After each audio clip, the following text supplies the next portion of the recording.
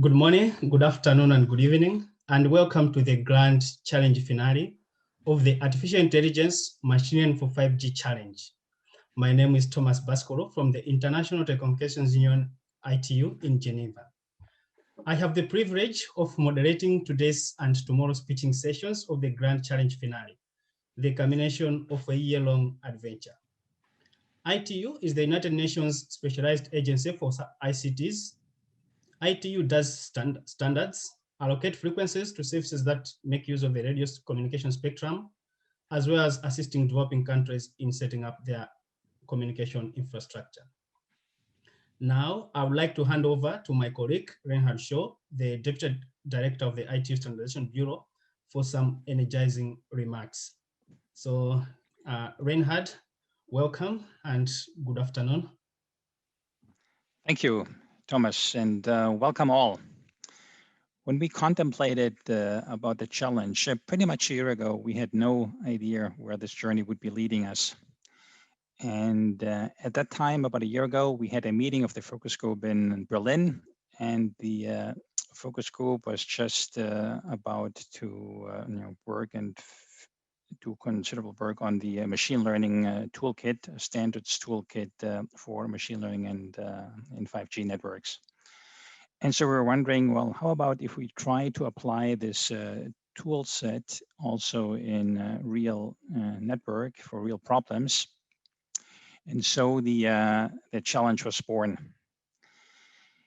And wow, what a journey that was. We had over 1,300 participants from 62 countries. Those participants formed 911 teams, and they worked on 23 problem statements that were submitted to us from academia and companies. And those came from Brazil, the United States, Ireland, Spain, Turkey, the Russian Federation, India, China, and Japan. We were able to get sponsors on board. So a big thank you to our gold sponsor, the Telecommunication Regulatory Authority of the United Arab Emirates, and to our two bronze sponsors, Cisco and ZTE. We have cash prizes of 20,000 francs, and we will hand out certificates in 5 different categories. And we had a webinar series which accompanied the challenge. We have run 26 webinars in the past 5 months or so, which has attracted over 4,000 viewers. A big thank you also goes to the experts from academia and industry who volunteered their time and their knowledge to make this challenge work. So a thank you goes to the challenge management board who oversaw and is overseeing the governance of the challenge. Big thank you goes to the judges who have already been evaluating, scoring the presentations, and who will be doing so again for the next 3 days for the best teams that have made it into the finale. And then all of you who participated in this challenge. And maybe just to see where people are coming from, perhaps we could use the chat window. If you just let us know where you are coming from, the country and the city. Can we do that? I'll do this myself. So here, Reinhard from Geneva, and maybe if you just let us know from where you are tuning in. Okay, thanks a lot for that.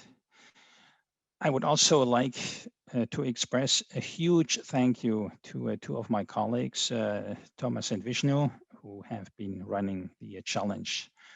So Thomas, who among very many other things today will also be emceeing the grand challenge finale, and Vishnu, one of the chairman of the focus group called Vishnu, the champion of the focus group for machine learning in 5G networks, and Vishnu will be moderating today the Q&A sessions of the various pitches.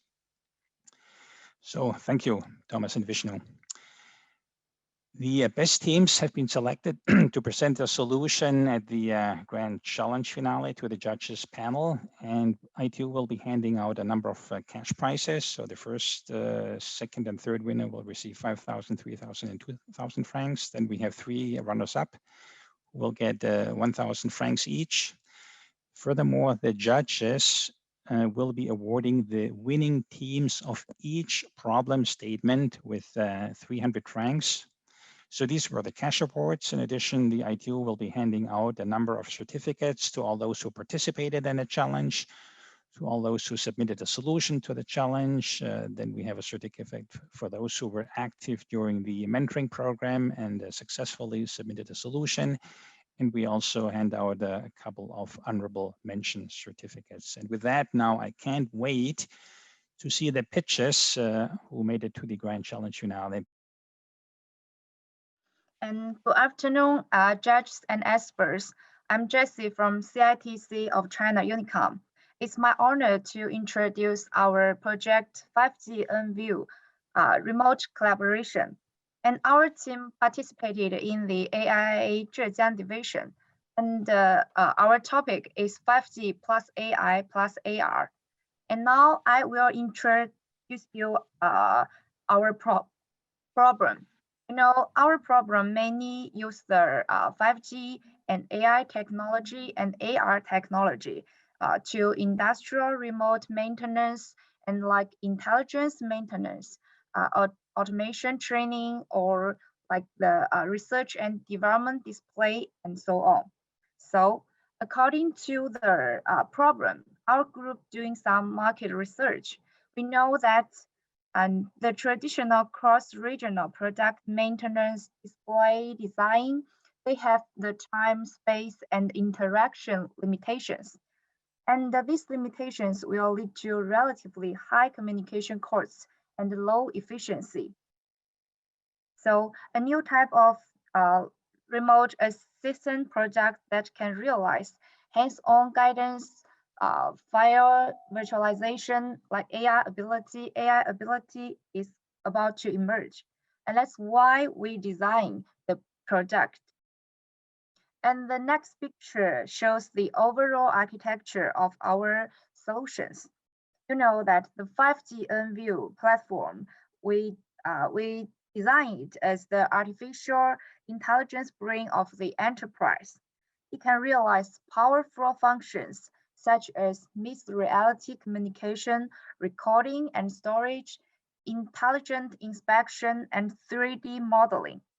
And it can be flexibly deployed on private clouds, public clouds, and hybrid clouds.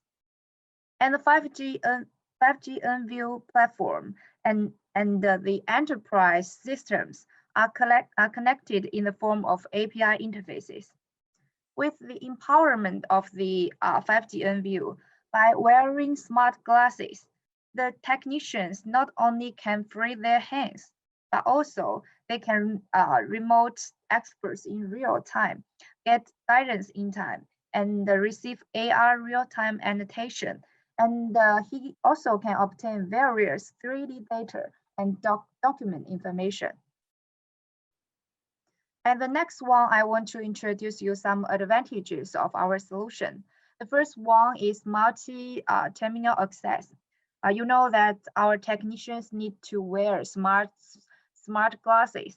And this is the biggest advantage of our product. It can be connected to almost all AR glasses of mainstream manufacturers like the HoloLens, Liang Vision, Epson, also some our self-developed glasses. And the second is that our project based on open source protocol, like the WebRTC, Flutter, Redis, and so on. And the third is that 5G network and MEC. You know that we are come from the China Unicom, and the network is very important for us. We can do some network optimization or network quality monitoring. And of course, we have MEC resources to achieve low latency connections. And the fourth is MR interaction capabilities, and AI capabilities. Our products can show the 3D assessment management like AR recognition or MR interaction. And 5 is the ability to connect with other systems. We can use API interface. We can connect with our IoT data. And the 6 is the global standard like the MQTT, RTP, and RTCP. The next one I want to show you is the overall interface of the 5G NView. And you know that this is our website. It is for the experts to use the website. And this is our client. It is for the technician. And of course, we have used some open source protocols, at least here, and some global standards. And the 5G NView remote collaboration products are used in many scenarios, such as in smart manufacturing, design and development, equipment inspection, and so on. Actually, we provide MR interaction capabilities, AI recognition capabilities, or 3D access display capabilities to these scenarios. And our solution is practical and implemented in a real world. And the first one I want to introduce you is Chang'an Automobile. We can see the video.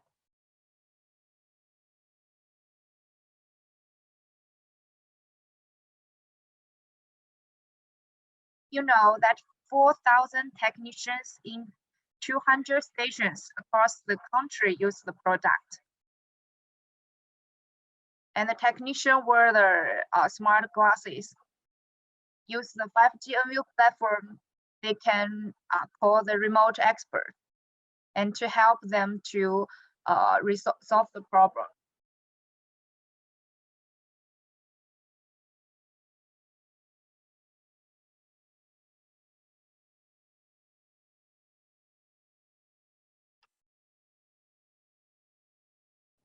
Okay, because of the time limitation, we can just see a little video. So that because use our 5G NView product, our automobile has improved the efficiency of the remote maintenance by 30%. And our products are also used in the following companies, including China Eastern Line, Eastern Airlines, like Supera Airlines, and Zhejiang Chouzhou Commercial Bank, or Pacific of the Insurance.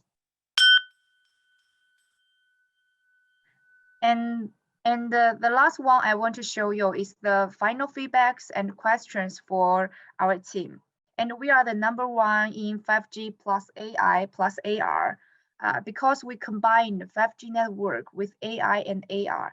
And our products meet the market demand. And also, we solve the actual problem of customers. And the second is that our product has actual landing experience and is worth promoting. And our products competed with other products have many advantages. And we closely follow the topic of the subject and combine the advantages of operators to provide a wide range of product applications. And the question is, where is the product AI capability reflected? Actually, reflected in the 5 aspects.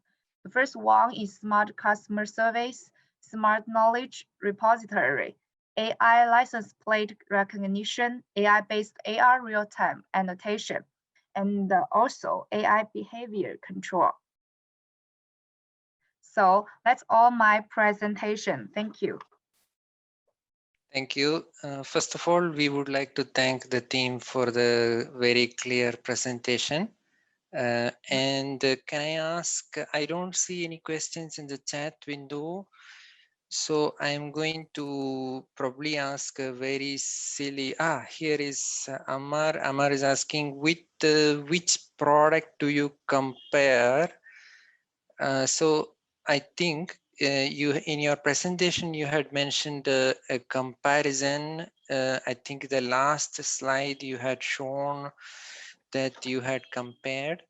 Yes. What the question is, with which products did you compare, and what are the main results of such comparison? Yes, okay, thank you for the question. I compared the 12 products of the list, and the products named like the 亮亮 Vision, 亮丰台, 时事, because many are company in China, and the results is that our products, the most advantages of our products is that we can have multiple terminal access. You know, like the company 亮亮 Vision, the system of theirs, they can only just use their glasses is very limited. And our product, we can have multiple terminal access. We can use 亮亮 Vision, we can use 亮丰台, we can use Epson, we can also use Microsoft HoloLens. So that's it's one of the advantages of our product. And the second is that we have the real MR interaction capabilities and AI capabilities. Because other products, they just have their capabilities. And the fourth is that because we are the operator of China Unicom, and we have the 5G network and MEC, so that the latency of our product is lower than other products. Thank you. Thank you. Thank you for that explanation. We know that China Unicom is very active in ITU. In fact, many of our colleagues have been very active as well. Many of my friends are there too. What relationship do you see with respect to the standards in ITU, if at all, if there is anything? For example, for AI ML, we worked on China Unicom is actually the leading editor for one of our recommendations. So what is the relationship with the ITU specification standards work? Do you see anything at all, please? Sorry, I'm not so clear about your problem, because the network, my network is just a little, yeah. I was asking if there is a relationship with ITU specifications, recommendations, or standards. If your work solution has any relationship with it. For example, China Unicom has been a leading editor for one of our AI ML recommendations in focus group. So my question was related to that. Okay. Thank you for your question. And I think that is related in the China Unicom. And from generally speaking, maybe many people will think that China Unicom is just doing something about the network. Yeah, but now you know that our operations, we also do some other things, not just networks. We also want to do some like AI, some AR, or some like new technologies. We also doing some things or make some products.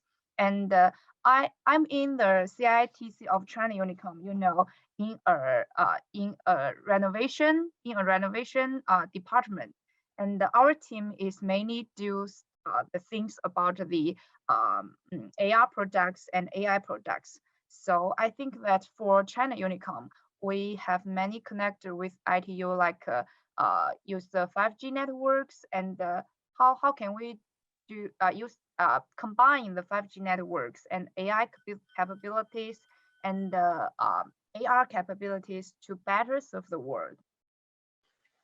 Thank you. Nakao-sensei, please. Thank you. Okay, thank you, Vishnu. I have a follow-on question to yours. So Okay. more specifically, Do you have any plan to contribute to a new focus group that ITU started? It's called autonomous networking, which Japanese mobile network operator Rakuten started. So I think hearing your presentation, I think it's perfect focus group, perfect place to put your input to this focus group. So I think Vishnu didn't say specifically, but I think the expectation here is that to contribute to this particular focus group. Do you have any plan to do that, or you are still considering how to contribute to ITU? That's my question. Okay, thank you. You mean that machine learning, right? Yes, yes. Autonomous networking has lots of elements about machine learning. So Yeah. your presentation is, pretty, appropriate to this focus group. So if you have a plan to contribute, I think I really recommend to do that. Okay, thank you. I think for our groups, we are likely to do these things, and so maybe we can have other communications. We are like to do it because I think for 5G networks, for AI or AR, it can be better combined with like machine learning or other things. Okay, thank you. Thank you. You deploy the AI tools for the AR activities. Can you comment a little bit more on the type of tools that you have deployed, and if you have problem with miss rates deploying in the problem that you have tackled? What kind of technique did you use? And if you have problems with the, because sometimes you cannot recognize some parts of the system. Yeah. Yeah, okay. I know. Thank you for your question. And I think that the basis of our product is based on the like the WebRTC. I wrote here because it's an open source protocol, and many analogous products use this one. And the problem we met is that because that it is upgraded very soon, and we needed to updated our products, and because every time it will update some new things, but it maybe not so matched with our last generations. This is one. And the second is that I said that because our system can be connected with the enterprise IT systems with API networks, and of course you also have many problems like the our like the Chang'an automobiles. We want to connect it with their like DCS, and maybe because we don't have the same frame, so it needs some like transfer. So I think the problem or the difficulties we met some not just very going well, but our like the development colleagues, we search for some solutions, and we deal with it. That's all. Thank you. Thank you. Okay, thank you so much. Now we are going to the next problem statement. This is analysis on route information failure in IP core networks by NFV-based test environment in KDDI, Japan. The first team to present, this is problem statement number 32, is UT Nakao Lab AI. Good afternoon. My name is Fei. My team is UT Nakao Lab AI from the University of Tokyo. Our topic is STEM 1, analysis of route information failure in IP core networks by NFV-based test environment. Our objectives include feasibility and practicality. The feasibility is detect network and device failures from huge amount of unstructured log files in real time. The practicality includes the following three parts: high accuracy, high speed, easy deployment. Unlike other solutions that use normal but unreliable process, we prefer to employ a high performance, practical, and reliable approach to solving the problem. Now I'd like to introduce features of our solution. The first is high accuracy. We achieve almost 100% accuracy when detecting network and device failures. We achieve 86% accuracy when detecting package loss and delay. The total average is 92% accuracy. The second is high speed. The training time is 1 second. The inference time is 40 milliseconds. The third one is easy deployment. We build on top of popular mainstream machine learning algorithms such as MLP, random forest, SVM, decision tree, and XGBoost. So far, the performance of our solution is the best one in this term in terms of accuracy and speed. Our technical contributions include the following three parts of feature extraction. We extract 997 features from 28 GB per day unstructured log files. Feature refinement.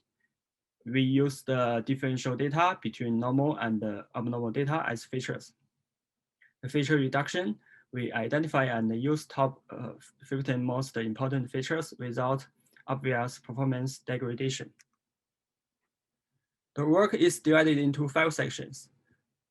First, feature extraction, then feature refinement, feature reduction, training and evaluation, and contributions. Part 1.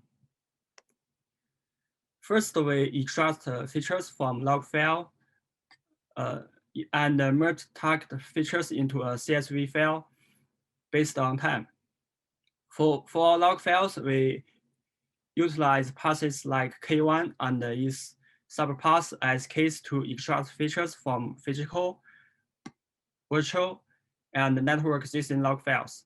For BGP-related entries, we use the number of nest hops in each array and their prefixes as features.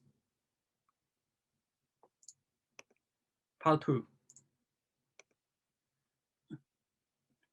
Let's look at this graph. This is a diagram of the datasets generated for step 1. Every 5 minutes is a failure generation cycle. The data collector collects data once per minute.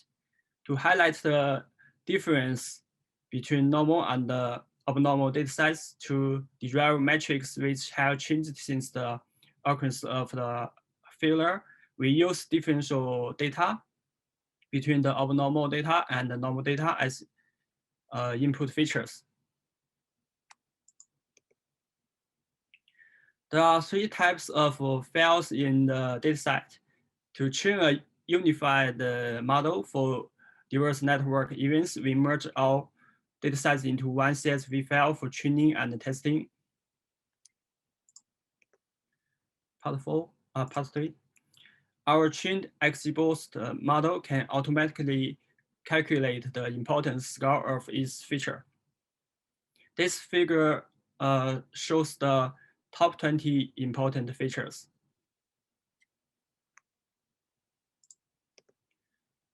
So now we try to use different numbers of features to train the data and observe the changes in accuracy. Let's look at this figure. The accuracy of the number of different features. The x-axis is the number of features, and the y-axis is the accuracy. The different lengths show different use cases. As the number of input features change, the type 1 note down, type 3 interface down, type 9 BGP injection, and type 11 BGP hijack have maintained a relatively high accuracy rate, while the type 5 package loss and the type 7 package delay are relatively low. We can use top 57 importance features to get the best performance, which is 92%. We also can only use the top 15 importance features to achieve a good performance through the importance analysis of features. Part 4. We use file methods to train the data, and we can see that the results of decision tree, random forest, and XBoost are better than MLP and SVM. We can achieve almost 100% accuracy for network and devices. We also can achieve 86% accuracy for package loss and delay. The total average of accuracy is 92%. A random forest and decision tree outperforms others in terms of training and inference time. All of them can detect failure events in real time.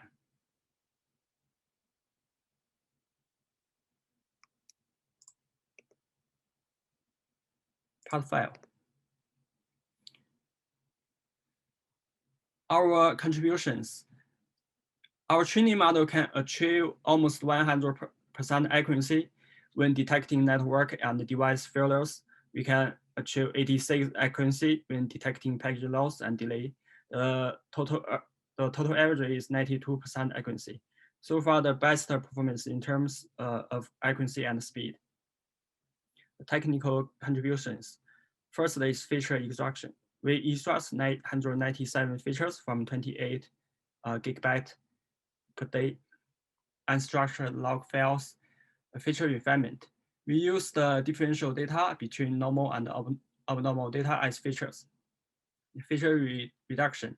We identify and use top 15 most important features without upwards performance degradation. Our source code and detailed report would be found at this URL. Finally, the future work. We will work on standardization with KDDI, and we will work in automatic networking group with Rakuten. Thanks, that's all. Thank you so much. I would like to invite Vishnu to start with the Q&A. Maybe if the judges have questions, you can just turn on your video and mic and ask the question right away. Hello, good morning. Thank you for the presentation. Actually, I would like to have more information. How did you select these 15 features? Did you analyze the correlation between the features? Thank you for your question. You mean why I changed how I changed the 15 features? Yes, because you selected some of the features to perform the classification. So how did you select these features, these 15 features that you have deployed in your solution? Okay. Did you analyze the correlation between the features? How did you define the features? Okay. Thank you for your question. As so in the figure, we have tried the diverse number of features from 5 to 200. Basically, the accuracy has a positively relationship to the number of features, but there is a overall change around the number of 15. So yes, in fact, in slide 13, we calculated the importance score of each features and choose the features, top 15 features with the highest scores. Yes. So I got it. But did you analyze the correlation between the features? because sometimes some of the features are important, but sometimes you have a high correlation between these features, so you have the same information into important features. Yes, in fact, we analyzed the correlation between them because after the analysis, we found the most important features are related to networks. Something like, for example, it's almost related to the Cisco routers, the register of Cisco routers. In fact, they are very related. Thank you. Thank you, Carmelo, for that question. Any other judges have any question, please? Otherwise, I have another question from Ahmed. Ahmed is asking, do you have any justification why MLP is giving you the worst performance? And is it due to the manual feature refinement that you have done? So could you answer that question? Fisia or Ping the Sun, please. Okay, thank you for your question. Because our work extended KDDI's norms 2020 paper, and they also use the MLP, and their result also not performs good. So I think the accuracy of the MLP is 73%, and I think it's because the data size which we got it will performance the good in the tree models such as the decision tree and random forest, and the XBoost is also similar. The decision tree is a gradient both the decision trees. So I think probably is depends the data. So the similar trees model performance better than the MLP, and would it be due to manual feature refinement and reduction carry out?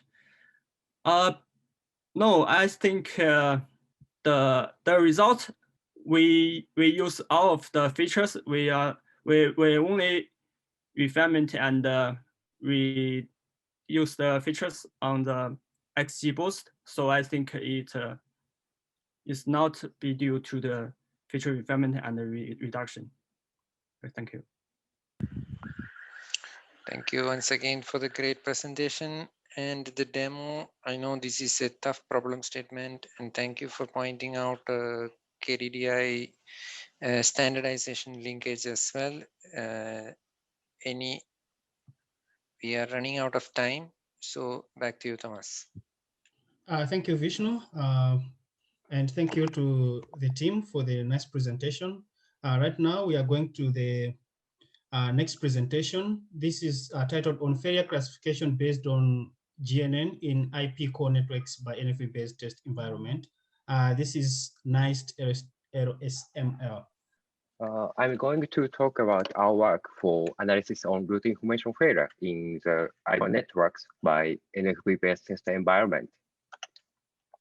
With the proliferation of 5G mobile network, mobile operators have to continuously provide the stable and high-quality internet services with end users. When the defect happens, the influence of the defect will be rapidly spread all over the world.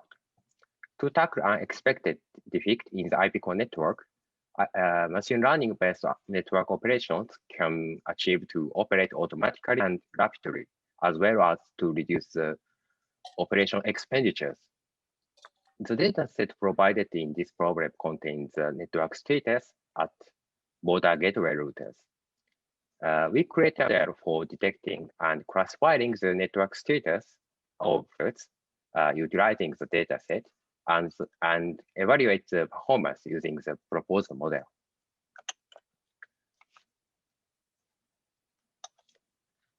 The dataset includes 4 types of data, which are generated by dataset generator developed by KDDI Research. These datasets are partly unstable due to the data collection principles. As for the data preprocessing, we first retrieve the stable data from the original data set.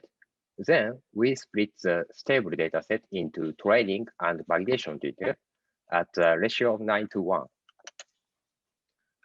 There are several studies for network fault analysis. These studies use the clustering method, multiple path-through, random forest, and SVM. In contrast to these studies, we consider not only features, but also structures of network topology. Graph neural networks enable explicit topology embedding in the learning model. The application of GNN as follows: network traffic classification, estimation of communication delay, and channel allocation for wireless LANs. As an initial step towards the realization of the failure classification in IP core network with the graph structure and its features, we investigate the potential of supervised graph classification with the graph convolutional networks for detecting and classifying the network status, such as route information failures, single point failures, and packet loss and delay. We also investigate how the GCN contributes to the performance improvement compared with the other machine learning-based approaches. To treat the physical topology as GNN, we transform the physical topology of the target network into the graph G.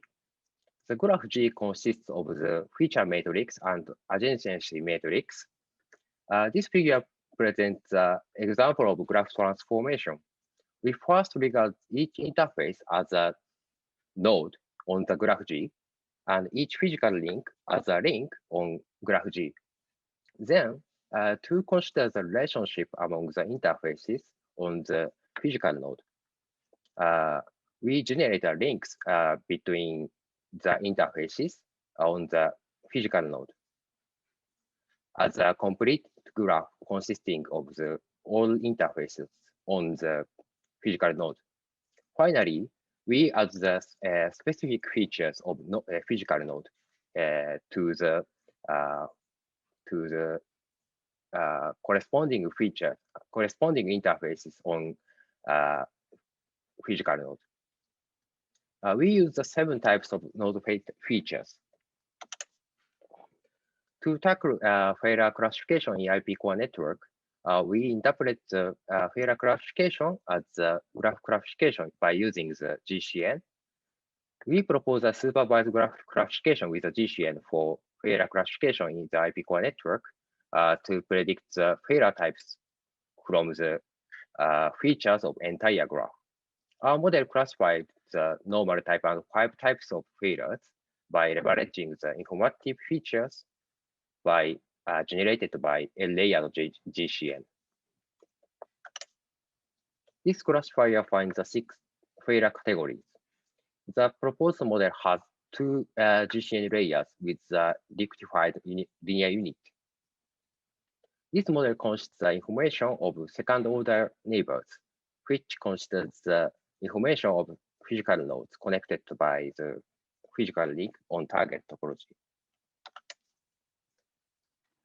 This table presents the performance comparison among the 5 schemes.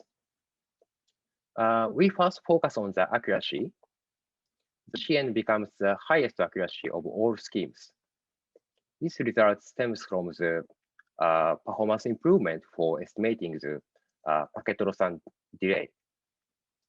In particular, we confirm that the GCN improves the F1 score of packet loss and delay by 0.07 compared with the MLP.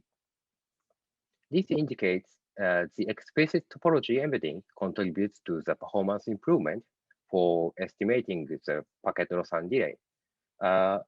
In addition, inference time is allowable for practical operations. This is a brief demonstration. This brief demonstration shows the failure classification process using the proposal model.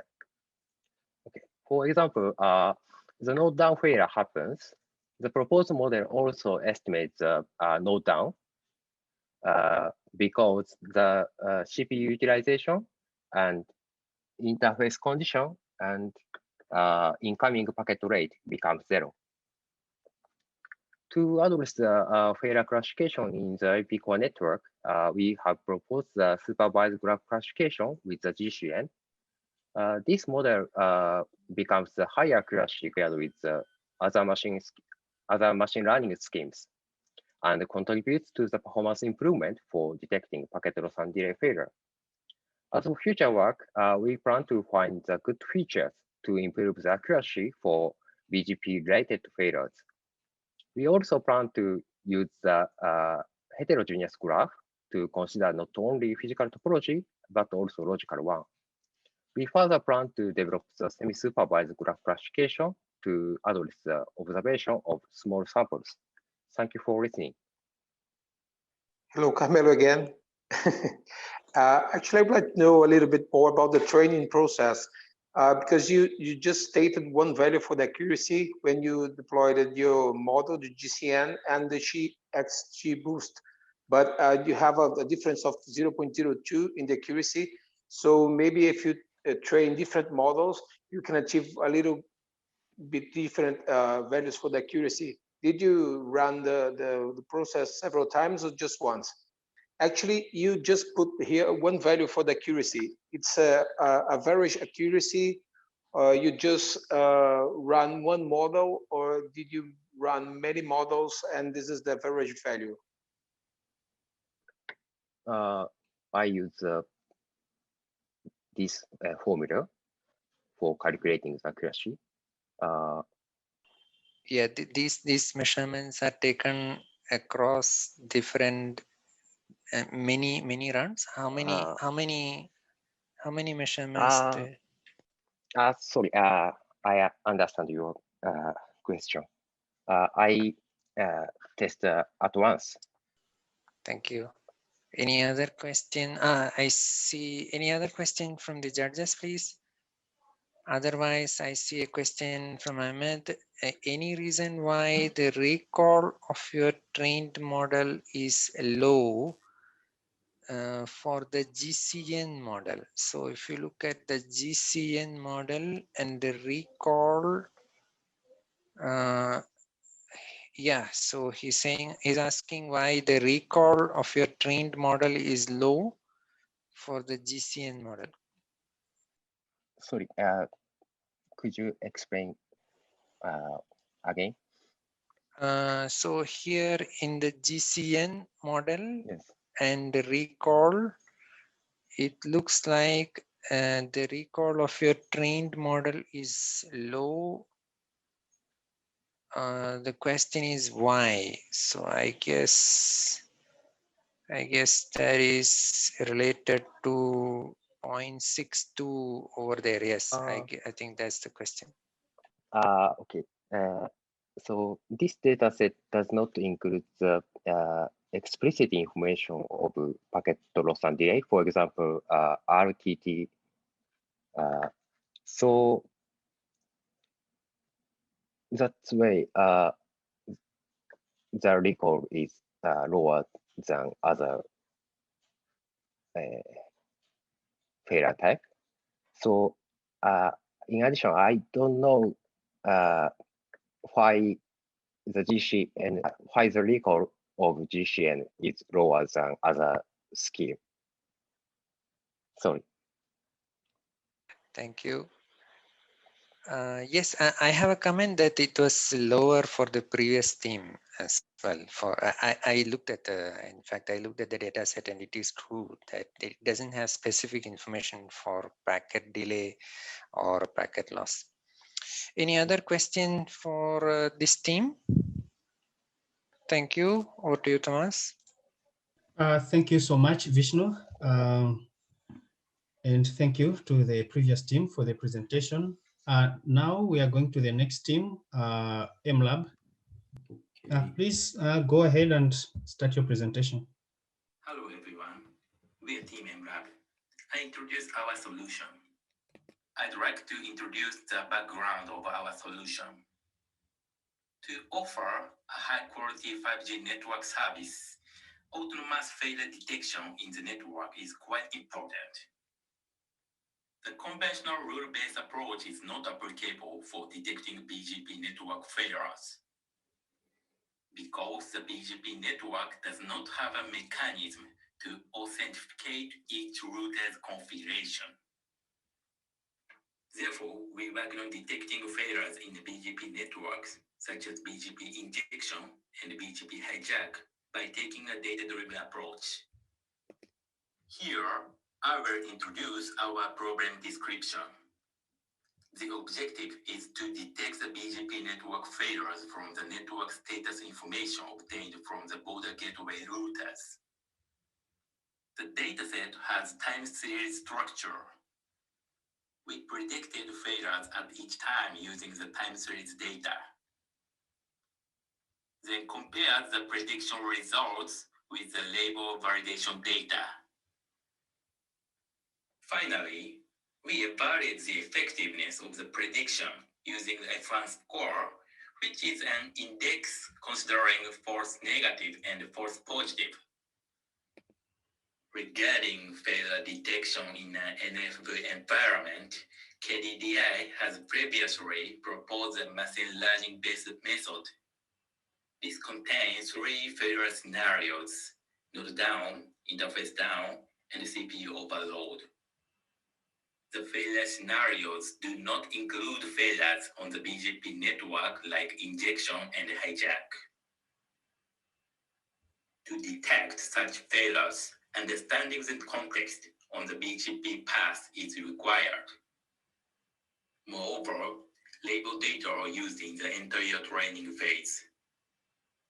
It requires to gather a lot of label data. This is troublesome. Therefore, only applying this method is insufficient to detect failures in the real BGP network. In the BGP network, routing information is frequently exchanged. The order of the network elements changes moment by moment in a routing table. So we focused on the importance of the routing order and applied the language model. The figure on the left shows a routing table in the BGP network. When a BGP injection occurs, abnormal routing entry is inserted in addition to the original routing information. We can compare this to natural language, like the figure on the right. Detecting the BGP injection is similar to detecting that abnormal sentence is suddenly inserted into the paragraph about a pen. To tackle these problems, we took a pre-training and a fine-tuning approach.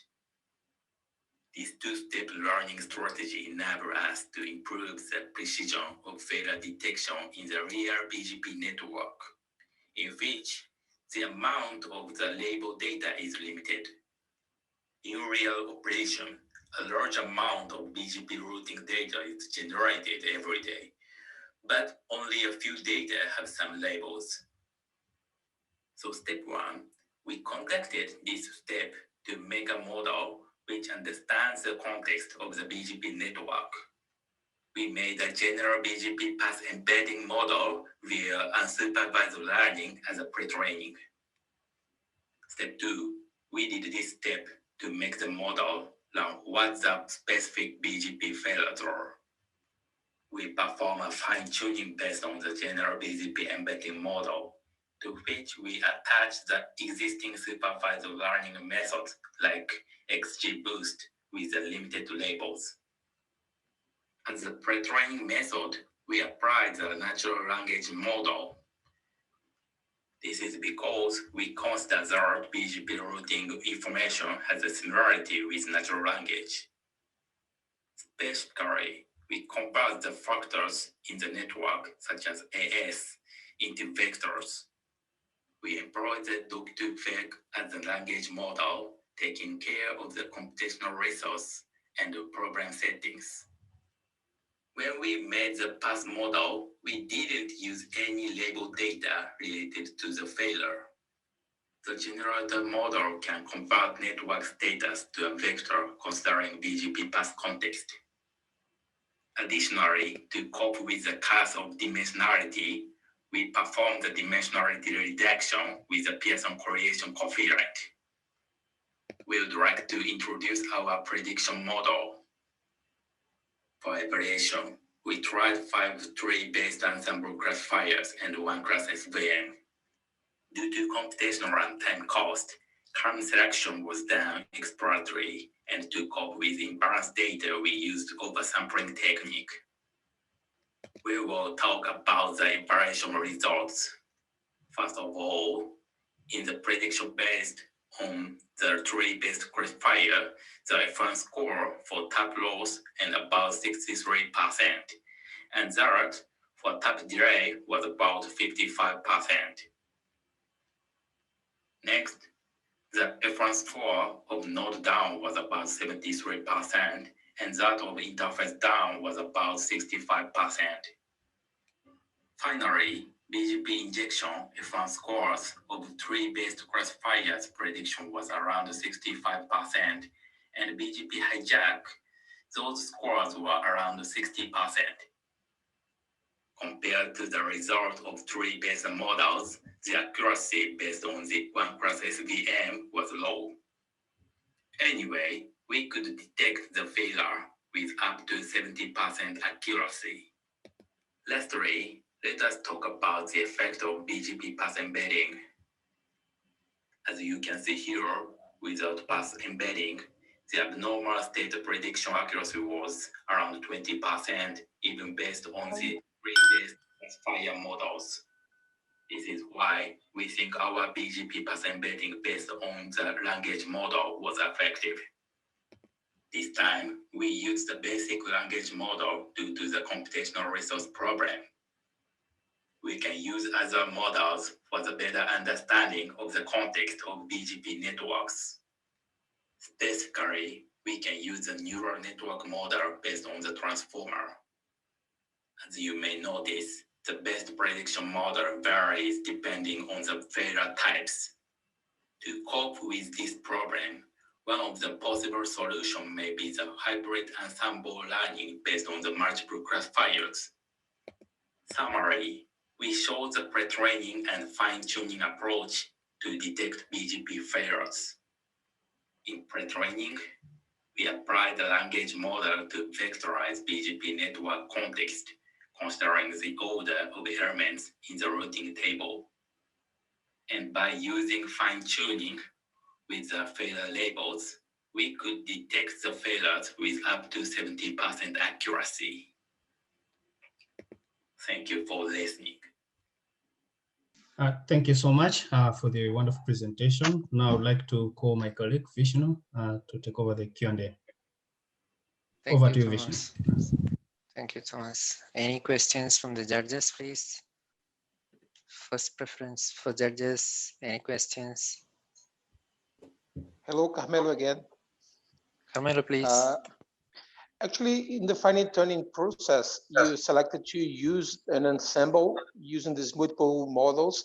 But I have observed in the tables that some of the models performed better than the others. So why did you decide to use all the models, all the 5 models in the ensemble, instead of using different models produced by the best technique? I see. But it's a simple reason. Yeah, we just want to know.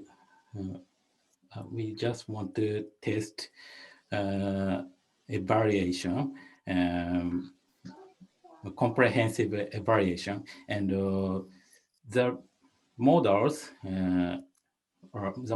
are provided by Python library, and we can use that, and so we so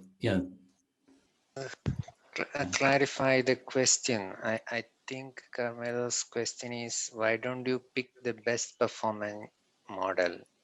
And why did you go for an ensemble? Carmelo, did I get that question correctly?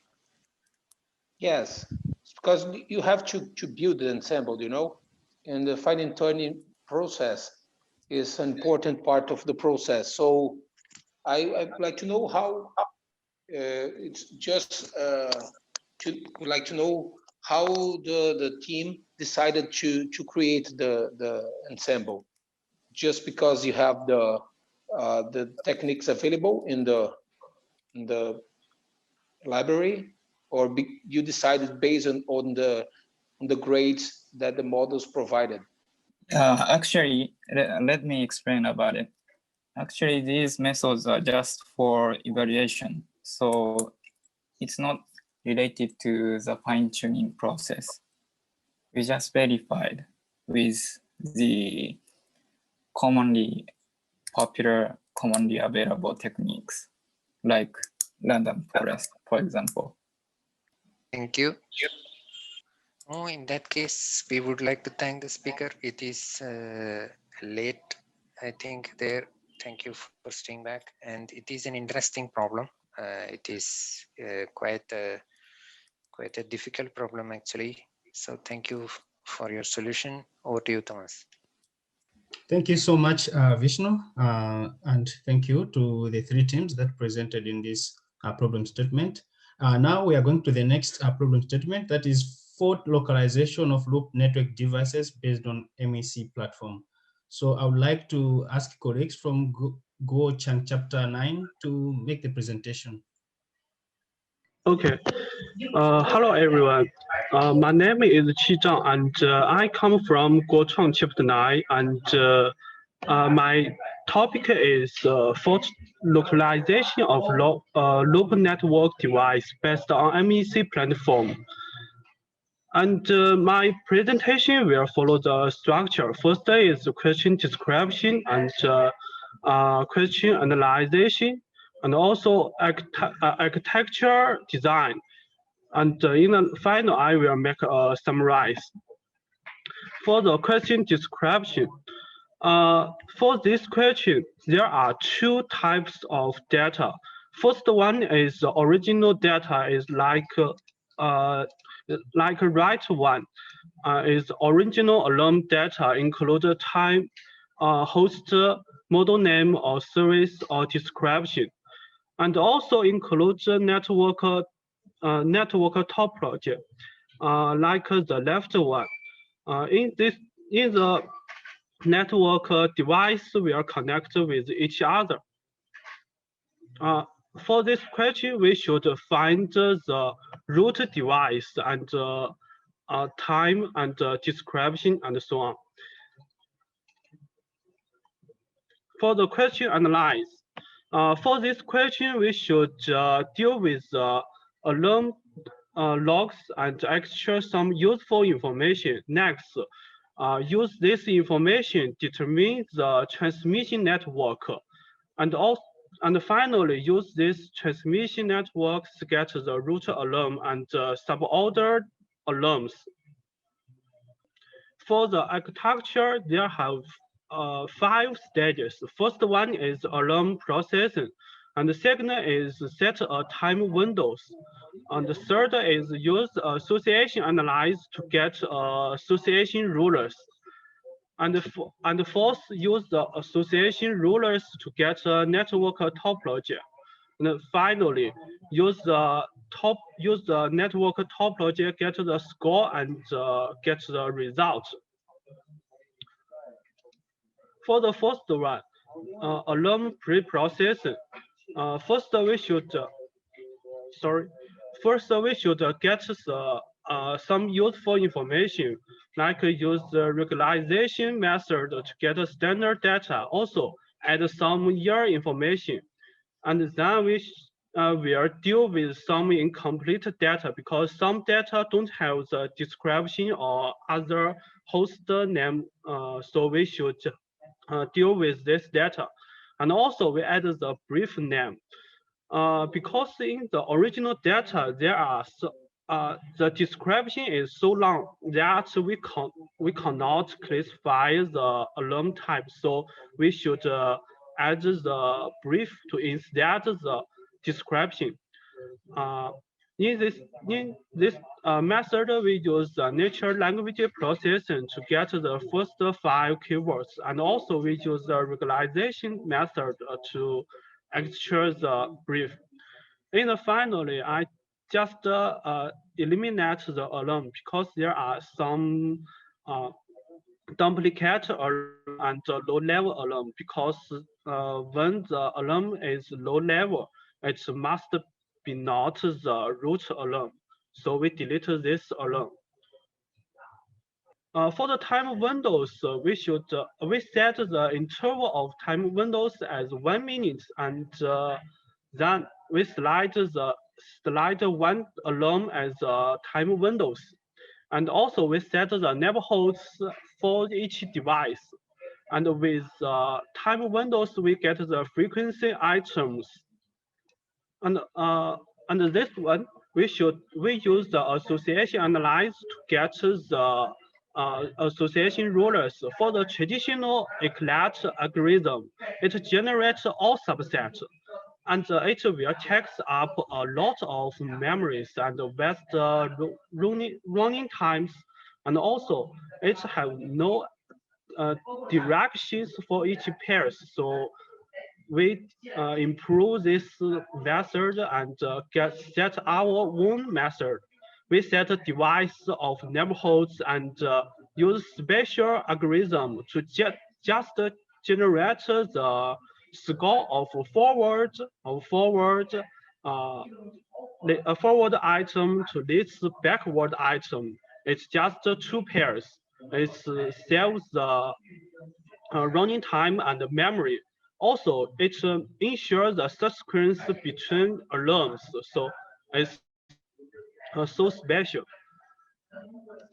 And then we use the associate rulers like this one. First one is lead to second one, and there are lots of these pairs. Use these pairs, we get the network topology, and when we use and then we use the calculator method to get the node score. The highest score is the root alarm, and look at the alarm on the original data. We can get the time or description or other host name. And with the time windows, we can find the subordinate alarm on the equipment. And also, the results show that for the A data sets, the topology, the physical topology like this one, the root node is CSGH, and the subordinate nodes are ISG1 and CSG7. And we verify the nodes with official answer. We find our answer is correct. It's the port of the CSGH is down. And for B dataset, the root node is obtained is CSG2, but we can find the subordinate nodes is CSG3, CSG4, and ISG2. But in the topology, we can find the CSG1 is connected with CSG2, CSG1 is connected with CSG2 and ISG2. So we find the CSG1 has no any current alarm, so CSG1 equipment must be lost. We also verify this answer is correct. And summary, with our method, we have better adaptations because we just use some common pre-processed algorithm to deal with data, and also elect algorithm don't depend on any business background. And last, we just generate alarm association rule database. With this database, we can locate the root fault faster and quickly. And the future work, we will add more data pre-process method. Also, we will improve the calculating method on node score in the final stage. And thank you for listening. Thank you so much for the presentation. Over to you, Vishnu. Thank you, Jijang. Great presentation. I find it quite interesting pre-processing method. Let me ask if the alarm prediction, alarm association rule that you used, to in your future work, if you have to introduce a new alarm, if you have to introduce a new alarm, what is the change which is required for this method? Actually, I want to get some business background with data pre-processing because we just use the common pre-processing algorithm. For example, just delete the duplicate alarm or duplicate low level alarm. But I want to add some use some business background to delete some unuseful alarm that will improve my accuracy or other or running time or reduce the memory. In the Chijang, in your method, you are using extracting the first few words in the alarms. Looks like. Why do you do that? And that means the developer who is actually making the alarm has to know about this as well. Could you comment why you take the first few words of the alarm, please? Yes, because in the original data, the description is so long. It's just describe the alarm, so it have some unuseful information like is on. So if I just use the first 5 keywords, I can get the point numbers like phone numbers or some other host name, other information. So this information is beneficial for classify the alarm type. So I think, so I just use the first 5 keywords. Also, I just use the regularization method to eliminate some numbers because I think maybe some IP numbers is unuseful. So I just combine these two methods to get the brief. Okay, understood. Thank you so much. I think it is quite interesting, and I really find it a very interesting pre-processing method. Thank you so much, Chijang. If there are no more questions, over to you, Thomas. Thank you so much, Vishnu, for the nice taking care of the Q&A. Now we are going to next problem statement. This is network topology optimization. Respected judges, ladies and gentlemen, good afternoon. We are Winnie Wade from China. Today, we are very glad to have this opportunity to share our AI-based network topology optimization solution with you.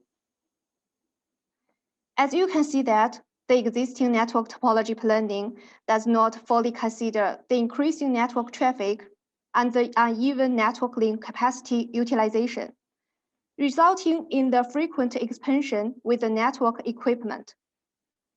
As a result, the requirement for network topology optimization for complex networks is urgent and features great difficulty with exponential graph discovery. And today, we can use AI technologies to improve network resource utilization and thus reduce our investments in network expansion. According to the task, we need to provide everyday network optimization network topology of the 3 cities of the next 10 days, based on those connections, network element attributes, and the last 20 days traffic that were given in advance. The organizer of the contest will use the formula to evaluate the solution according to the real traffic of the next 10 days and produce a score accordingly. The evaluation formula covers the network load balanced measurement and the network topology modification penalty, and so on. Therefore, to find out the best way to solve the problems, we reviewed all the solutions here. Refers to the ITU TY 3170 2Y 3175 standards and created our own solutions. Here comes our solutions. As you can see that it consists of 2 parts. The first part is traffic forecast. In this part, we built an LSTM neural model with TensorFlow, making the traffic forecast more accurate and efficient. The second part is topology optimization. We use NetworkX, DFS algorithm, and other unique methods to optimize the network topology. Now, let me show you a demo. This is our traffic forecast process. And this is the process of topology optimization. Here comes our original topology. And this shows edge added and removed. And finally, this is the topology after our optimization. Now, I'd like to focus on our innovations to you. For the traffic forecast, we built an LSTM neural network model with TensorFlow and input data with extracted data features. After evaluating the RMSE and average time consumed, we set the most appropriate value for the parameters and achieve the traffic per hour of the next 10 days. With multi-process technologies, the network efficiency was greatly increased. We also defined neighbor node, neighbor link, network topology for status, and network topology in optimized status. This all make our optimization more efficient and reduce the number of iterations. Third, to accelerate topology recovery, we took the lead in using the DFS algorithm to search for all May links and created the node removing method to discover sublinks and handlinks. And fourth, we further optimized the recovery network topology by adjusting the links with unbalanced load via 3 different ways, including link combination, partial link optimization, and optimization by node transfer.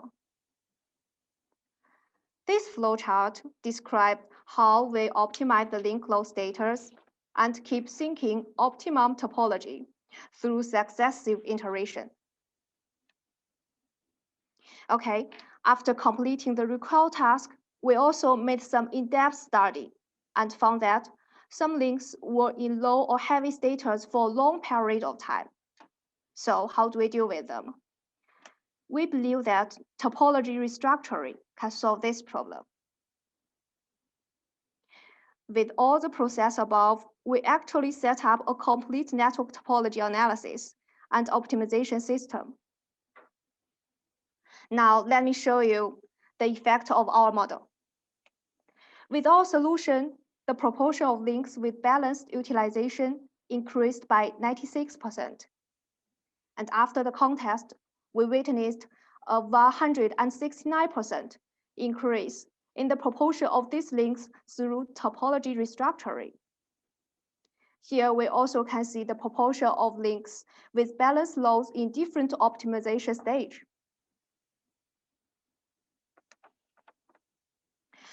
Okay, with outstanding performance, we ranked #1 in both preliminary contest and finals in China.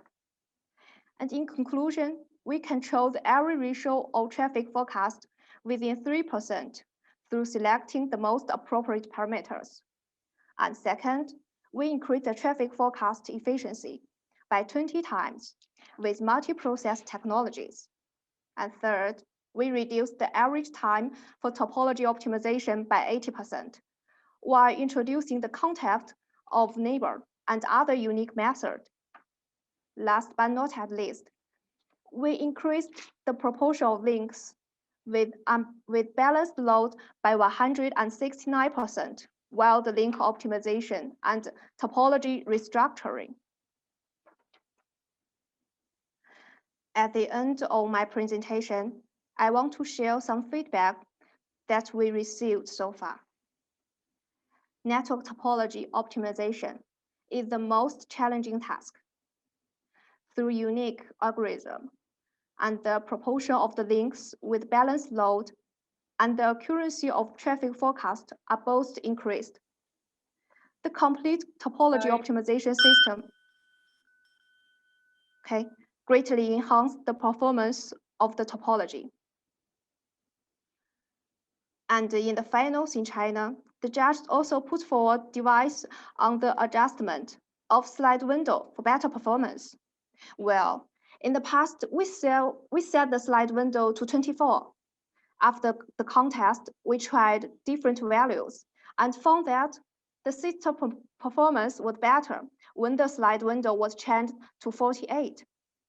We also adjust the value of epochs and batch size, ensuring that the model provides more accurate traffic forecast. The regional topology is part of a practical network. Our standing performance proves that our solution features good generalization and is worth promoting. Thank you all. Okay, I have two questions because I think it's a complicated problem. First, I heard that you've been made the traffic forecast. I was wondering if you have taken the date features, just like working days, weekends, or holidays, used in your model. Yes, we actually did so. We did make the traffic forecast based on working days and weekends respectively, and found that the final result was almost the same as the one that we achieved with all sample data. Yeah, so we actually have did that. And okay. We use the traffic. I'm sorry. And we use the traffic of the last 15 days for training and testing, and the traffic of the remaining five days for result verification. We then calculated the error based on the forecast traffic of the remaining 5 days, and together with the real traffic, and then we used the RMSE formula and found that the error was controlled within. Okay. Okay, I got it. Yeah. So do you do you think that the traffic forecast is a main problem in this network topology optimization? So it's an important part or just something I just want to know. Is a main part or not? Yes. The traffic forecast is a very important part in our topology optimization. It works as a basic, I think. It's a base of our topology optimization. I have another question. Is that I just want to know the complexity of your algorithm, because I think the topology optimization have you ever tested the capability of your algorithm to deal with the large scale networks, just like I don't know how many nodes in your algorithm or in the data? Yes, actually, we have thought of that and made some efforts in almost every process on addressing these problems. For example, by using the LSTM, the traffic forecast of one single node can be implemented independently. So we can employ multi-processing technologies to carry out traffic forecast to enhance the entire efficiency. And I think in the process of selecting main links during the network topology optimization, we use the DFS algorithm that enables us to build some links with different A values to enable faster discovery of main links. We also developed the unique node removing method to sort out sublinks and hang links, helping us simplify network structure and making topology discovery more efficient. And we also think of the future work. You know, in the future, maybe by employing databases such as Redis, we can apply a solution to larger networks currently, as you have just asked. Currently, okay. Thank you. Thank you, Wangxing. Okay, I got it. Thank you. Very nice questions. Thank you. I want to ask if any other judges have any other questions. Carmelo from Brazil. Have you considered to use another algorithm instead of the DFS? I'm sorry. I want to confirm your question. You're wondering, apart from DFS, any other algorithms that we have used, right? Yeah. Whether you have considered, whether you have evaluated any other algorithm other than DFS. Yeah, I think in addition to DFS, we also developed some unique methods, algorithms, such as I've just mentioned, the node removing method that we used to sort out the cross-connected connections and to simplify the network topology, right? And we also think of the topology restructuring after the contesting. Yeah. Okay. Any other questions for this team from any other judges? Vishnu, I have one question. Yes, Amar, please. Thank you. It's very interesting presentation. I would like about use cases. Can you say some use cases for this approach, maybe? Use cases. Okay. Thank you for your question. Actually, our solution is developed based on a practical case. You know, in the task, we have to solve the problem of a topology, and this topology is actually is a part of a real network. So actually, we have solved the problem of a real network, I think, and it proves our solution works in this scenario. So if I can ask a clarifying question to what Amar is asking, is it in the radio access network or is in the core network, or what kind of topology is it? Is it let us say X2 links, or is it between base stations, or is it including the radio access networks, core networks, everything, or complete network, or what part of the network are we solving? Okay, thank you for your question.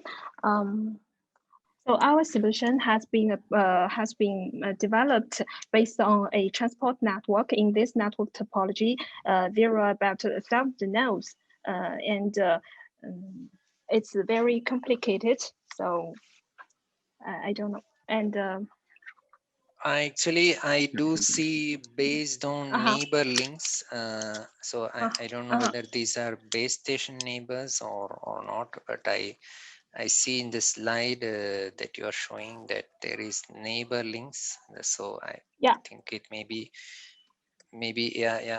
these are just general neighbors. I want to ask what Ahmed is asking, whether in the chat window there is a question whether it is simulated or real data. I'm sorry? Are you using simulated data or real data? Data. It's a real data. Thank you so much.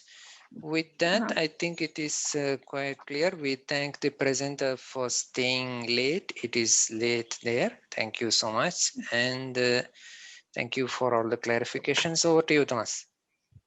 Thank you so much, Vishnu. We are going to go to the last team in this session, No Boundaries.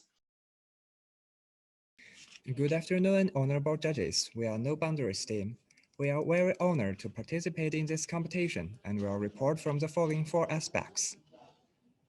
Transmission is a vessel of telecom, while the vessel is not so healthy. Take the Kali PTN network as an example. Among the 930 links in the entire network, high-load links accounting for 9%, while low-load links reaching 53%. Operation staff need to optimize the network topology.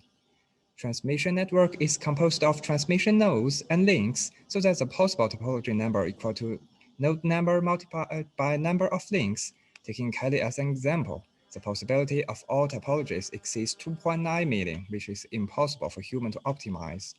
So at present, we can only adopt 2 methods. One is to adjust one link each time locally, and the other is to directly upgrade the hardware. You can solve link congestion, but cause imbalance of transmission nodes. In this regard, we consulted a lot of literature. Neither SDN technology nor similar network scenario provide mature solutions, but we have learned that we can use AI instead of humans for topology optimization. Next, let me introduce our results. We use raw data for production using the connection relationship of 2,000 nodes, the location, and the traffic in the past 20 days to optimize network topology for the next 10 days based on the rules. The machine learning architecture framework in the future network mainly consists of 3 components. Through analysis, we believe that the machine learning pipeline subsystem meets the needs of this computation. The machine learning pipeline subsystem consists of 7 parts, but the data has been provided for this computation, and the optimization results are given in the form of a table. Therefore, it mainly consists of 3 parts: PP for data cleaning, M for topology restoration and traffic prediction, and P for optimization of topology according to the optimization rules and predicted traffic. We choose a mainstream technology in the industry. In preprocessing, the adjacent matrix is used to store node connection relationships, and pandas is used to fill in missing latitudes and longitudes. The BFS search topology is adopted. The search efficiency is fast, and the BFS is modified to allow repeated access when searching for nodes. We use LSTM to build a traffic prediction model. Each node has its own prediction model, and the number of neurons carrying traffic information is increased from 1 to 24 to improve the accuracy of prediction. In terms of optimization policy, there are 5 steps in our routine. The first one is to optimize overloaded links. We calculate the utilization and average, searching all the overloaded links. For each overloaded link, we check each node for whether it could have a connection with other links. Then we find a pair of nodes regarding the original load and current load and disconnect them to apply to other links. The second step is to optimize low-load links, which is similar to optimize overload links. We have an innovation here: aggregate low-load links with the same head and tail nodes, and then narrow the threshold range and execute it for 2 times to complete the whole process. Here's a video demo to illustrate. This is the code of our work. Now restart the service and execute it to obtain optimization results. Next, insert the data into the database to store connection relationship. Finally, complete topology drawing through software.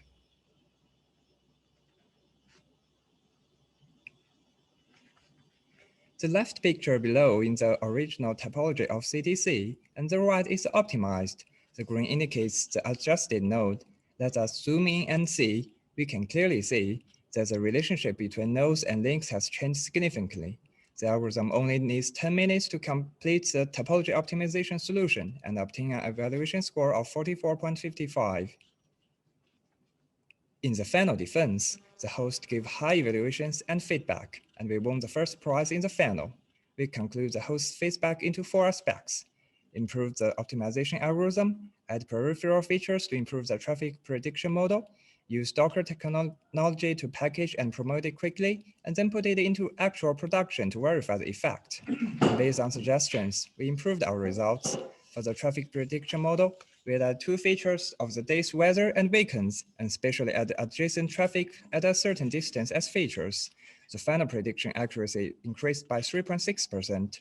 For optimization policy, we introduce a greedy algorithm and establish an evaluation mechanism, which includes optimized ratio, average, minimum, maximum of equalization, and so on. The node-level mobile priority evaluation is performed. This policy is better than the link-level optimization policy, and the link optimized ratio is increased by 11%. According to ITU machine learning architecture and suggestions, the implementation of requirements in ITU recommendation is realized by Docker and Kubernetes. According to the test, development time has been shortened by 70%, data sharing has been applied to reduce storage by 50%, and service self-healing has been achieved to reduce failure time by 80%. Introduce the results into Kali City, and the AI optimization solution restores 16 high-load links to normal load, reducing costs and manpower, and improving traffic absorption capacity. Taking link 1 and link 10 as examples, the load is within the normal range even during busy hours after optimization. Finally, we introduce two aspects of Outlook. Our results are evaluated in accordance with ITU specifications, analysis, decision, and demand mapping reach level 3, and data collection reach level 2. Due to the need for manual development of new links in transmission topology optimization, actual implementation only reaches level 1, where there is a lot of room for improvement. We believe that our results are positive in three aspects. Firstly, the communication network before 5G mainly communicates between people, and the three typical scenarios in the 5G standard reflects that 5G has increased the communication between people and things and things and things. Therefore, the complexity of 5G networks will far exceed the previous networks. The AI operation and maintenance can greatly reduce the costs of 5G network and accelerate the promotion of 5G. Secondly, in China Mobile, developers, platforms, and standards form an intelligent operation and maintenance ecosystem through ISP screening and promotion. The AI operation and maintenance results have been incubated to support China Mobile's rapid large-scale 5G construction and promotion, which achieved efficient operation and maintenance of complex networks. Finally, most of the current AI development is the 2C mode that focuses on serving users based on users' needs and conforms to users' living habits. This is an exploration of the 2B model of AI development, serving the telecom industry based on the ITU specifications, which provides an example of AI 2B model. Thanks for listening. Your comments and criticisms are greatly welcomed. Why do you use LSTM to predict the traffic, and have you used other models and compare with it? Okay, as far as we concern that for time sequence model, we have ARIMA, multiple linear regression, LSTM, and consider the data that's provided. For multiple linear regression, the advantage is lower complexity, fast training speed, but the disadvantage is that the data trend is required to be stable and the accuracy is not excellent. As for ARIMA, the advantage is that it have moderate complexity, average training speed, but the disadvantage is that data trend is required to be stable, and it has low accuracy when data fluctuates. However, as for the network traffic, often it fluctuates a lot. So we choose LTSM. The advantage is not so stable for data fluctuation and have high accuracy, and the forget state remember important timing information. For disadvantage, it have a higher complexity and the training speed may be slow. Okay, thank you. Thank you, Mengfei. Any other questions from judges? I just want to know, is the problem just similar with the problem before just presented? Yes, we have the same topic. Okay, so do you think you have some advantages than the solution before, or you have better solutions or low complexity just like this? Can you just tell us more about your algorithm? Okay. We use BFS algorithm for searching because we think our advantage is that using BFS we have a faster speed, and we have a problem here actually. If we use BFS, we cannot explore all the neighbor nodes we cannot find all the links, and we modify the model so that we can we will find all okay. In these slides, we can show that using traditional BFS, we'll skip the second longer link, but with our algorithm, we can find that link. But using this algorithm will make it a little bit complex for traditional BFS, but our efficiency is still higher than traditional DFS. So that's our innovation here. Thank you. I think this kind of answers Okay, thank you. Carmelo's question. Thank you so much. I had a quick question for Jue. Jue, you mentioned about weather data. That I think you added more features, and for 3 features added, and 1 feature is weather data. Did I get that correctly? And why did you choose weather data? We choose weather data because we think at some like extreme weather, people are stayed at home and or stayed at somewhere using their cell phones or maybe using network. So maybe that will make a lot of network traffic. And with this feature added, we increase our model by accuracy by 0.4%. And it works. And for other features like whether it's working day or rest days, and we increase the accuracy by 1.6%. And as for neighbor nodes, we improve our accuracy by 1.8%. So with all these 3 features, we improve our accuracy by 3.6%. So before is 91.7, and after that is 95.3%. Very clear. Very clear. Thank you so much. I think this kind of answers Wang Xing's question to the previous team also as to working days and the rest days. Thank you for clarifying that part also. The reason, let me take a couple of moments. The reason I am asking this question is there is a problem statement from Tuxel, which is also in ITU. It talks about radio link failure using weather prediction, weather data. So if you are interested, you can take a look at that. We are running out of time. So back to you, Thomas, and we thank Jue. Thank you. We would like to start with the next team that is on the program. This is from the problem statement, energy saving prediction based on base station cells in mobile communication network. We have the team that is going to present is Cresting.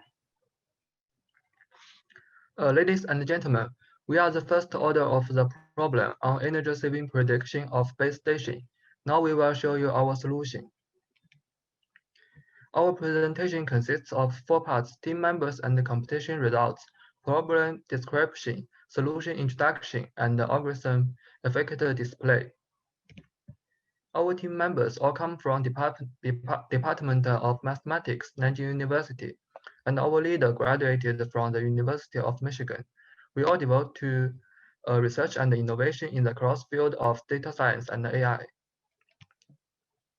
We went through 3 rounds of the race for this problem, and our team got the first place all in the preliminary the second round, and the final race, it can be seen that our algorithm is very stable, robust, and has the advantages of high accuracy and a faster running speed. First of all, let's see what is the problem. There are thousands of base stations in our cities, but they are not always being used entirely. Therefore, those base stations with extremely low utilization rate can be turned to sleep for energy saving. We will use historical base station performance data, historical energy saving status, and the base station configuration information to predict the energy saving strategy in a certain period of time in the future. Now we will introduce our solution concept in details. Before that, let's see some existing solutions. We have investigated some methods which use dynamic threshold to identify key indicators. It treats the problem like anomaly detection, and some other methods treat the problem like time series prediction. However, we consider that both anomaly detection and time series prediction will introduce some extra errors in the prediction step. So we will use a method of classification with time-delayed features here to reduce extra errors in time series prediction. There are also some methods which use more real-time interactive data to get real-time feedback to solve this energy-saving problem. However, we have no access to this data, so we will not consider about this method here. Our overall program framework consists of three parts. First is data pre-processing to get performance indicators and configuration data. Next, according to our analysis of the data, we will model the differences between the data of the second round and the final race. Two types of villages with base stations were obtained. They are short cycle villages and long cycle villages. Finally, the output results of the two types are integrated. Next, we will introduce our modeling ideas in detail. Here we show the changes in our final framework compared to the framework in the second round. In the preliminary, we did not adopt the method of modeling by groups, but in the second round, we observed that the cross-validation accuracy of some villages were very low. Therefore, based on the idea of ADA boost, we model the villages in groups, and our score has been significantly improved. Then in the early stage of the final race, we follow the framework of the second round, but we found that the effect of this method is no longer significant. By analyzing the data, we observed an event in the final data that affects the original data distribution. We suppose that it's the opening of the school on August 31. Based on this conjecture, we changed our grouping strategy, which was grouping the villages according to whether it was affected by the school opening event. See these two figures on the right. The above one shows that as the data approaches August 31, the data tends to rise. We suppose that there has been a change in the flow of people in this neighborhood, so it belongs to short cycle villages. The second graph has not been affected much, and it belongs to long cycle villages. As the model framework is determined, all that remains is how to construct effective features to describe the event. First of all, we will do a pre-training model. It is used to screen out indicators that are more relevant to the target of energy saving of base stations. By the importance of features obtained from the pre-training model, after many attempts, we found that the upstreaming and downstreaming traffic has the greatest impact on the accuracy of the model. Next, because we don't have indicators on the day we have to predict, so it needs to be characterized by historical data. This is why we call it time-delayed features. There are three main parts in our idea. The first is translation. We used the index data of the past week as a token of this day's indicators. The reason for doing this, it is because the data were found to be periodic in terms of analysis. The data of the past week can better reflect the characteristics of periodicity in the data. But it's also a difficulty for the final race because at the end of August, many indicators deviated from the original periodicity. As a result, it is not feasible to directly use our model of the second round. To solve this problem, next we introduce two methods of feature construction in our framework. The first is filtering. Filtering was originated from signal processing. The purpose is to remove noise from the data when the signal is interfered. Filtering makes it still be able to show the original data characteristics as close as possible. Here we observe this idea. We aimed to capture the data movement trend, which is rising continuously at the end of August. By filtering the data, we can better grasp the trend and avoid the influence of some instantaneous abnormal event. The second method is baseline realignment. We first calculated the data of the second round, that is, index characteristics of each village in July, which is used to be the baseline of this village.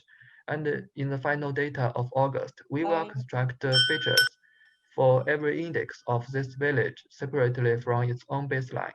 As you can see here, the purpose of the baseline realignment is to remove the changes of those irrelevant dimensions of the data, helping us better describe the inherent properties of the villages. In terms of model selection, we adopt LGB and XGBoost to mix them. The reason for choosing these two models is that they have some complementarity. The histogram processing of LGB will merge those small samples. This can improve the robustness of the algorithm.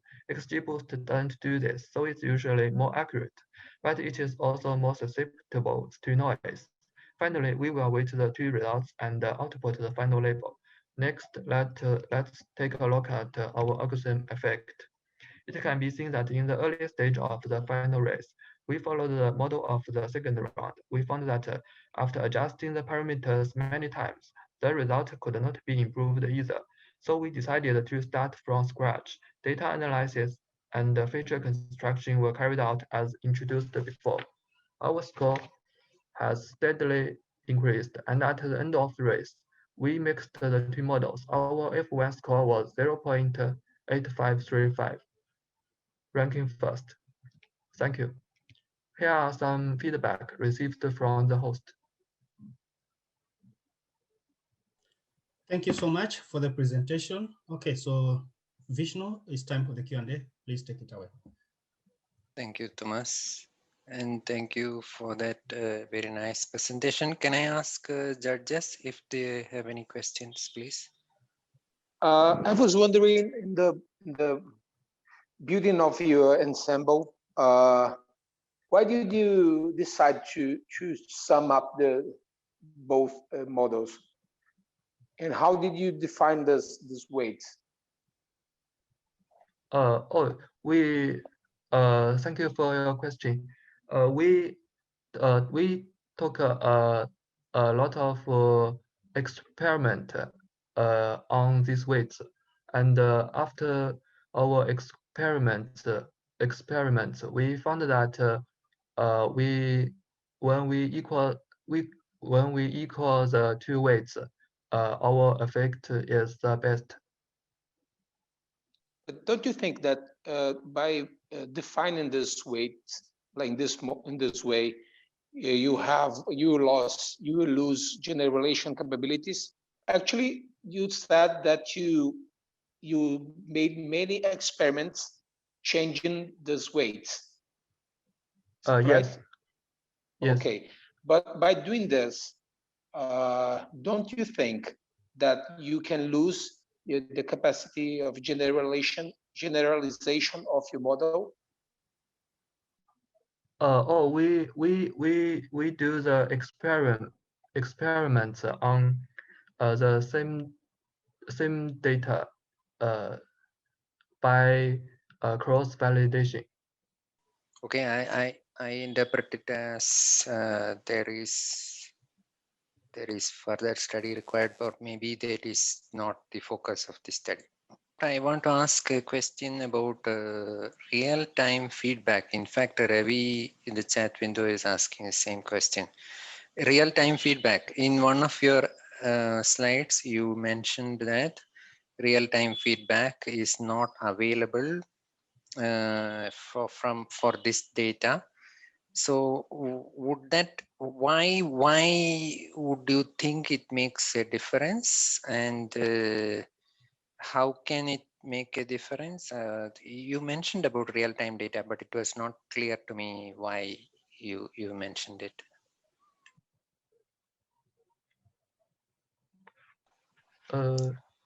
You mean how made our method different from the solutions from the existing solutions?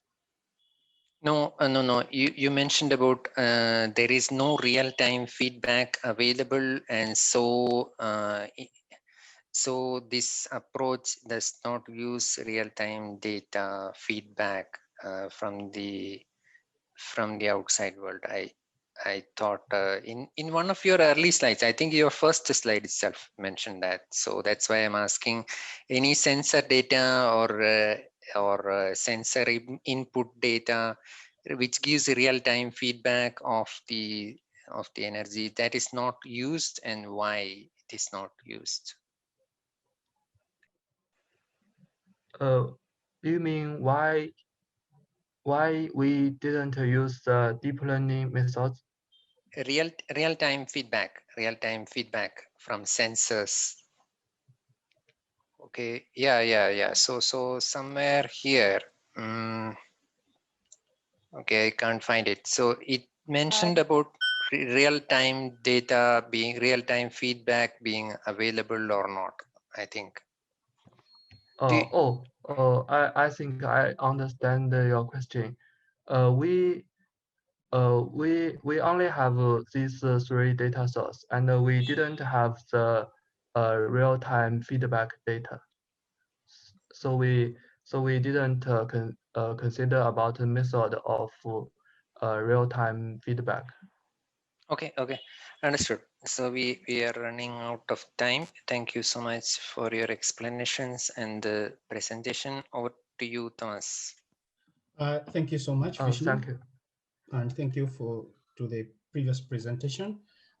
Next, we are going to a different problem statement. This is out of service alarm prediction of 4 or 5G network base station. Honorable judges, good afternoon. I'm Tianyu Zheng, a master student from Nankai University, China. The project brought by our team is out of service alarm prediction. Next, I will expand from the following four aspects. Part 1, background. In China, there are more than 6 million base stations, which brings huge capital investment, including construction costs, operating costs, and maintenance costs. China Mobile's total revenue in 2019 was 700 billion, of which 1/3 was used for base station operation and maintenance. In 2021, China will have a 400 billion operation and maintenance market, and the global market will be nearly 1 trillion. So BS investment is increasing year by year. The traditional maintenance method has following 4 steps. Its shortcomings including lack of real-time performance, high maintenance costs, low efficiency, and passive. The intelligent network maintenance achieves fault prediction through data analysis and continuous self-learning, which can effectively improve processing efficiency and accuracy. Therefore, we propose base station out of service alarm prediction. We can build an AI model to predict the probability of out of service alarm in the future through minor alarms, which will benefit maintenance personnel to deal with fault in advance and effectively avoid the base station from out of service. Part 2, data processing. The original data is complex and disordered, like the left picture, and we should transform it to trained data, which is succinct and clear, like the right picture. It contains edit column, feather columns, and label column. The feather represent training samples, and the label is the prediction target. And our innovation one generates label accurately, which helps accurately predict the result. First, fill in missing dates. Like this picture, we should fill in date of March 17th, then shift up the alarm columns or into label judging by the variance of the next day. We can use shift function to shift up. Next, add 2 columns and determine whether it is non-zero. If non-zero, then label equals 1. Finally, eliminate forecast data and we get the label of training set. And innovation 2, threshold adjustment. Looking at the label distribution picture, the training set sample is unbalanced. The ratio of level 0 to level 1 is about 5. We combine the traditional methods oversampling and undersampling with the innovation method threshold adjustment. Adjust the threshold for dividing level according to the ratio of level 0 to level 1. In this way, we can improve prediction accuracy. Innovation 3, multi-dimensional phasors. The basic phasors are each type of alarm times. Derived phasors include this statistic of alarm times, important alarm statistics, and alarm type statistics, and other phasors. Comprehensive phasor engineering ensures the generalization ability of the model. Part 3, model optimization. Our team adopts a GBDT model. It uses the negative gradient value of the loss function as a residual prediction and continuously linearly superimpose base model. And finally, generate GBDT model. LetGBM is one of the implementation frameworks of the GBDT model, which has the advantage of training fast, high accuracy, and low memory usage. And there are 3 model optimization methods: cross-validation, grid search, and model merging. Cross-validation. The 5-fold cross-validation method can make full use of the data set to prevent overfitting, like this picture. And the grid search, it traverses the parameter matrix to find the optimal parameters of the model. And the optimal parameters is like this table. Final F1 score is 74.6%, 1.4% higher than the second place. Okay, right now we are going to have the next presentation. This is machine learning function orchestrator, demonstration of ML4 capabilities via reference implementations. You can start. So hello everybody, I'm Abhishek Dandekar. I am a master's student at Technical University of Berlin, and my presentation is on demonstration of machine learning function orchestrator using a reference implementation. So initially I will give you an overview of what a MLFO is and the problem statement, and then I will present my solution. So machine learning function orchestrator is a entity defined in the ITU standard Y3172.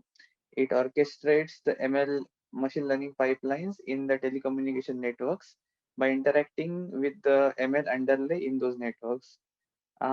It does this by receiving an ML intent, which describes how the pipeline should be, where it should be deployed, and so on and so forth. Based on this input intent, the MLFO performs 3 main operations. One is the model management, where it fetches the correct model from the model repository and updates the model with respect to time. Second is data management, where it manages one or more sources from the telecommunication network, the data sources. And then the pipeline management, in which it manages the end-to-end pipeline, which may consist of source, model, sink, collector, distributor, etc. In the underlying network. So here you see a visual representation of this. So you have a MLFO here, and it talks with the ML marketplace to fetch models over this API, which is defined in ITU Y3176. And it also talks with the ML underlay to manage the underlying network using an underlay specific southbound interface. So to give examples, ML marketplace might be something like AccuMOS, and ML underlay might be something like ONAP or ORAN. So for this challenge, we had to demonstrate the 4 MLFO capabilities. First was to handle input intent. Second was model selection. Third was fetching this model, and fourth was interacting with the ML underlay. So to implement this, we decided to use a open source components and do a very minimal implementation of MLFO, because the timeline of our project and the timeline of ITU challenge didn't really match very well. So the first part we did was intent handling. So a MLFO can receive a input intent from operator in form of a YAML file. This input intent might contain what kind of use case the operator wants to deploy.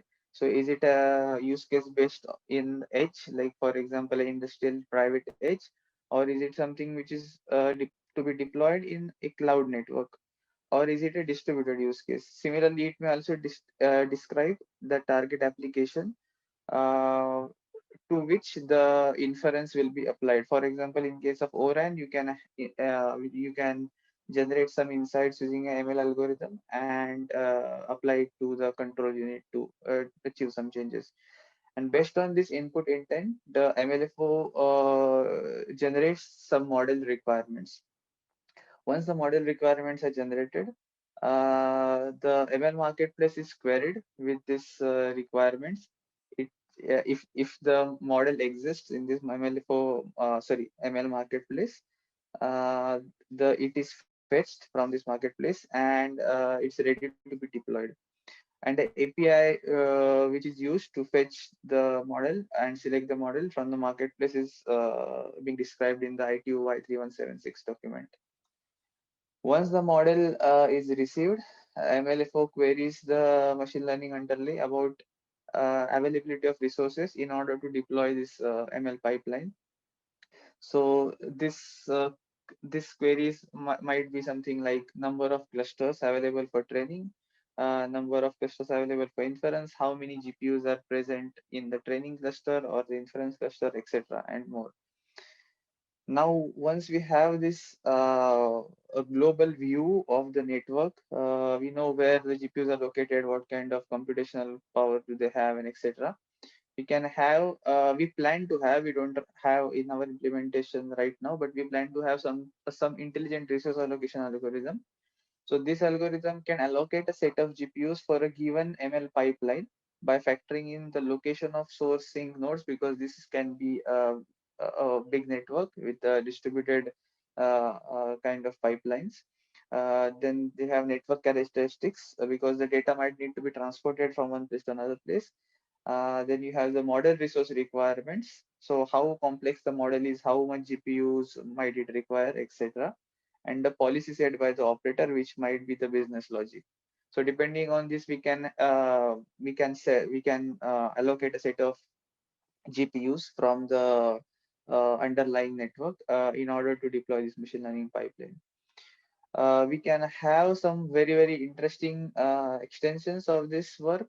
So for example, MLFO can be integrated with the ONAP DCA framework or the ORAN non-RT so that it can actually deploy these ML pipelines in the open RAN or even the transport network or the core network.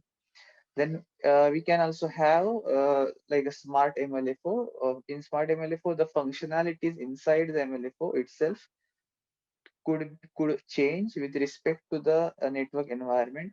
For example, if the MLFO detects some change in the network, it might switch the kind of algorithms it's going to use for model selection.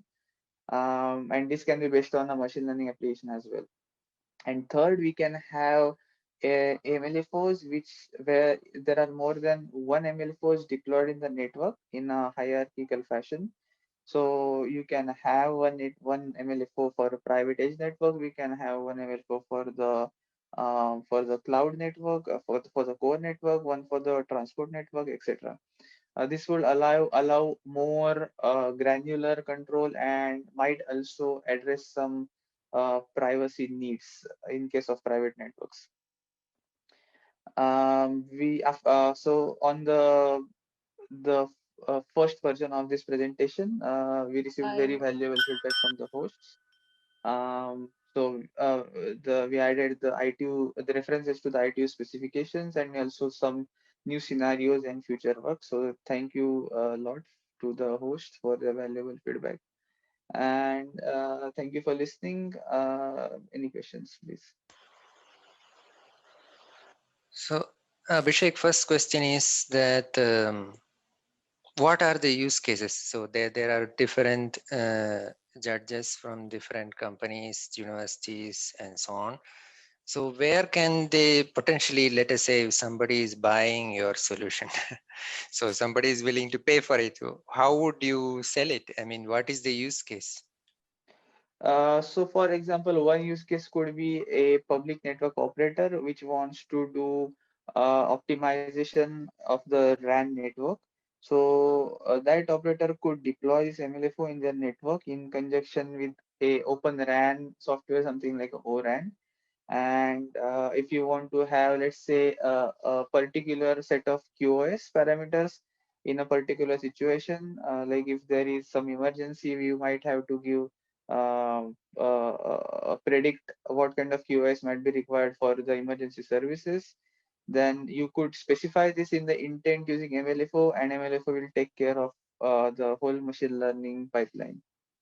Another use case might be you are let's say a industry where you want to deploy a private 5G network, and you have lots of robotics robots in your floor on the factory floor, and you want to do some IoT machine learning application, and you don't want your data to go to the public operator or anywhere in the public cloud. You could deploy this deploy this MLFO in your local network, specify your requirements in the intent, and the MLFO will take care of the ML application. One more question from my side would be the relationship. So relationship with let us say open pattern. So TU Berlin already has open source orchestrator. Open pattern is there. There are others as well, like HCOSM is there, and there are several of open source. What kind of relationship do you see between them? So, so if you see the picture, you have this ML underlay. So this ML underlay in itself is managed by a orchestrator, like you said, open pattern, or it may be HCOSM, or it can be ONAP. So MLFO doesn't directly talk to the network. It talks with one of these network orchestrators. And depending on which orchestrator it is, the southbound interface to these orchestrators might be different, of course, because every orchestrator has its own APIs.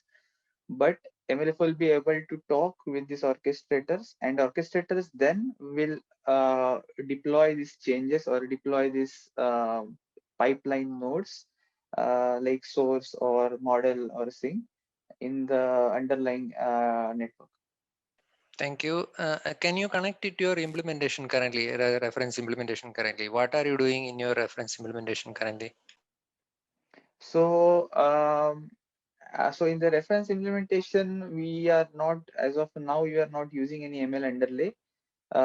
We are kind of emulating a underlay and connecting to that using like a fake API. So, but you can because the MLFO has a modular design, you can put any required orchestrator uh, uh, and use MLFO with that. It's like a plug and play device. Thank you. I want to ask Paula's question. Paula is asking what kind of algorithms are used for orchestration. So I guess you could answer it both ways. One is current implementation, and maybe the question Paula is asking also is what kind of algorithms could be there. I'm not sure what, but you could handle both these. Thank you. So I'm not sure which. Okay, so if you are talking about the ML orchestration, so ML orchestration is like management of machine learning applications. So what algorithm you use depends on what ML application you want to deploy. So the management system, like the ML orchestration system, is completely agnostic to what ML algorithm or application you want to deploy. It will just take this application you want and deploy it in a way you want it to be deployed. One last question, meanwhile, how many lines of code? So the minimal Currently. implementation, okay, so the minimal implementation has like maybe 100 or 150 lines of code because it doesn't really do much. But in future, we plan to have a full-fledged machine learning function orchestrator, which would have like a more different modules, and yeah, it will be much more extensive. Thank you. I don't see any other questions. So thank you. We thank Abhishek, and back to you, Thomas. Next up, we are going to take a different problem statement. So now we have beam selection. This is machine learning applied to the physical layer of millimeter wave MIMO system from Brazil. Hello everyone, my name is Mikołaj Jankowski and I'm a PhD student at the Department of Electrical and Electronic Engineering at Imperial College London. Today I would like to present you a solution to the beam selection task, which was a part of ITU AI ML in 5G challenge. This solution was developed collaboratively by Imperial IPC1 team under the supervision of Professor Denis Gunduz. Let me first give you a brief introduction to the topic.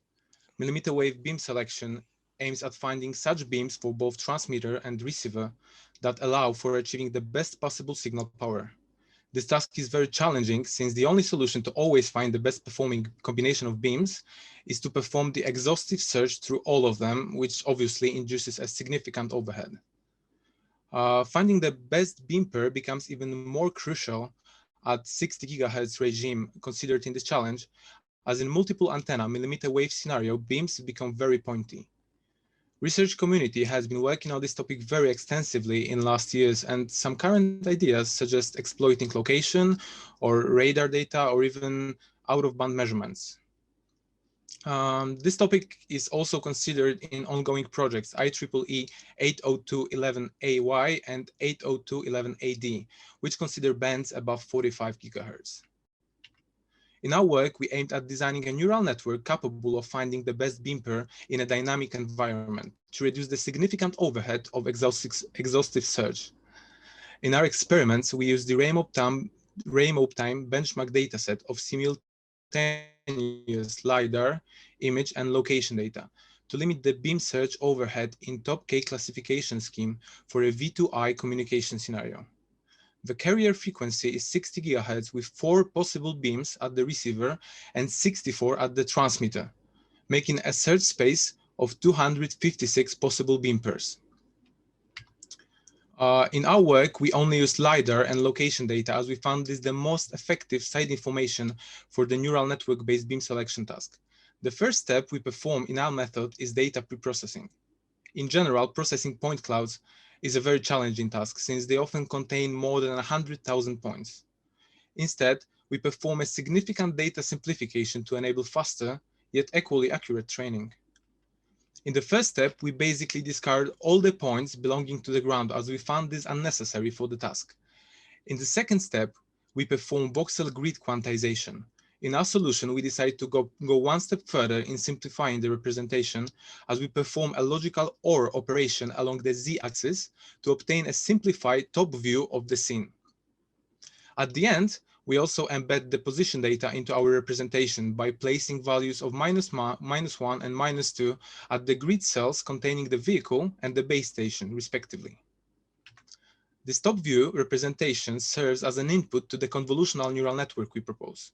Our network was carefully designed to require a minimum number of parameters while achieving satisfactory performance. In particular, we proposed 6 convolutional layers for feature extraction with 2 fully connected layers attached at the top of them for the final prediction generation. Due to such structure, our network requires only 7,500 parameters to train, which is 55 times less than the baseline.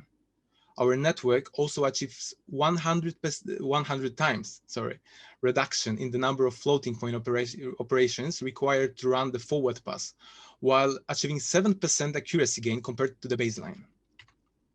Apart from the competition goal, we continued research on this topic, and now I would like to present you some directions that we explored, along with some key results we obtained. The first idea we explored is to use the federated learning approach to train our network in a distributed way during normal operation of the system.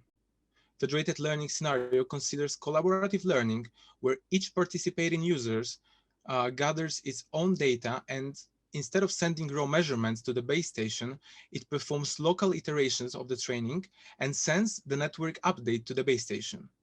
Such way of training a network enables us to significantly reduce the communication load, as we don't have to transmit dense point clouds, but instead we only share the parameters of our lightweight network with the base station.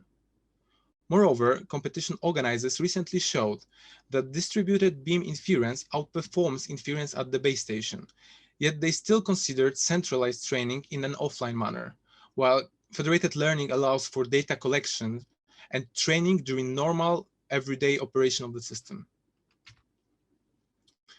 Our results clearly show that having a reasonable number of vehicles participating in the federated training allows to achieve a satisfactory accuracy. This small performance loss is due to the fact that the data are not independently and identically distributed between users, but it's still able to outperform the baseline accuracy. In the figure, V is the number of vehicles, FL corresponds to the federated learning scheme, and CL stands for centralized learning. Another extension we considered in our recent work was pruning the beam selection network. Pruning is a well-known technique which aims at removing certain redundant connection in the neural network while preserving the original accuracy. The choice which connection is redundant and which is not is based on some saliency measure, for example, weight's magnitude. With such a simple magnitude-based pruning, we were able to reduce the number of parameters of our network by 50%, sacrificing only a little bit of final accuracy. To conclude, we proposed a deep neural network-based millimeter wave beam selection scheme which utilizes LiDAR and location data measured by vehicles in urban scenery.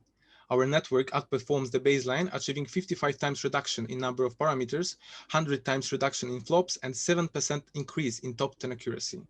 We also shown that pruning can be further used to discard additional 50% of parameters.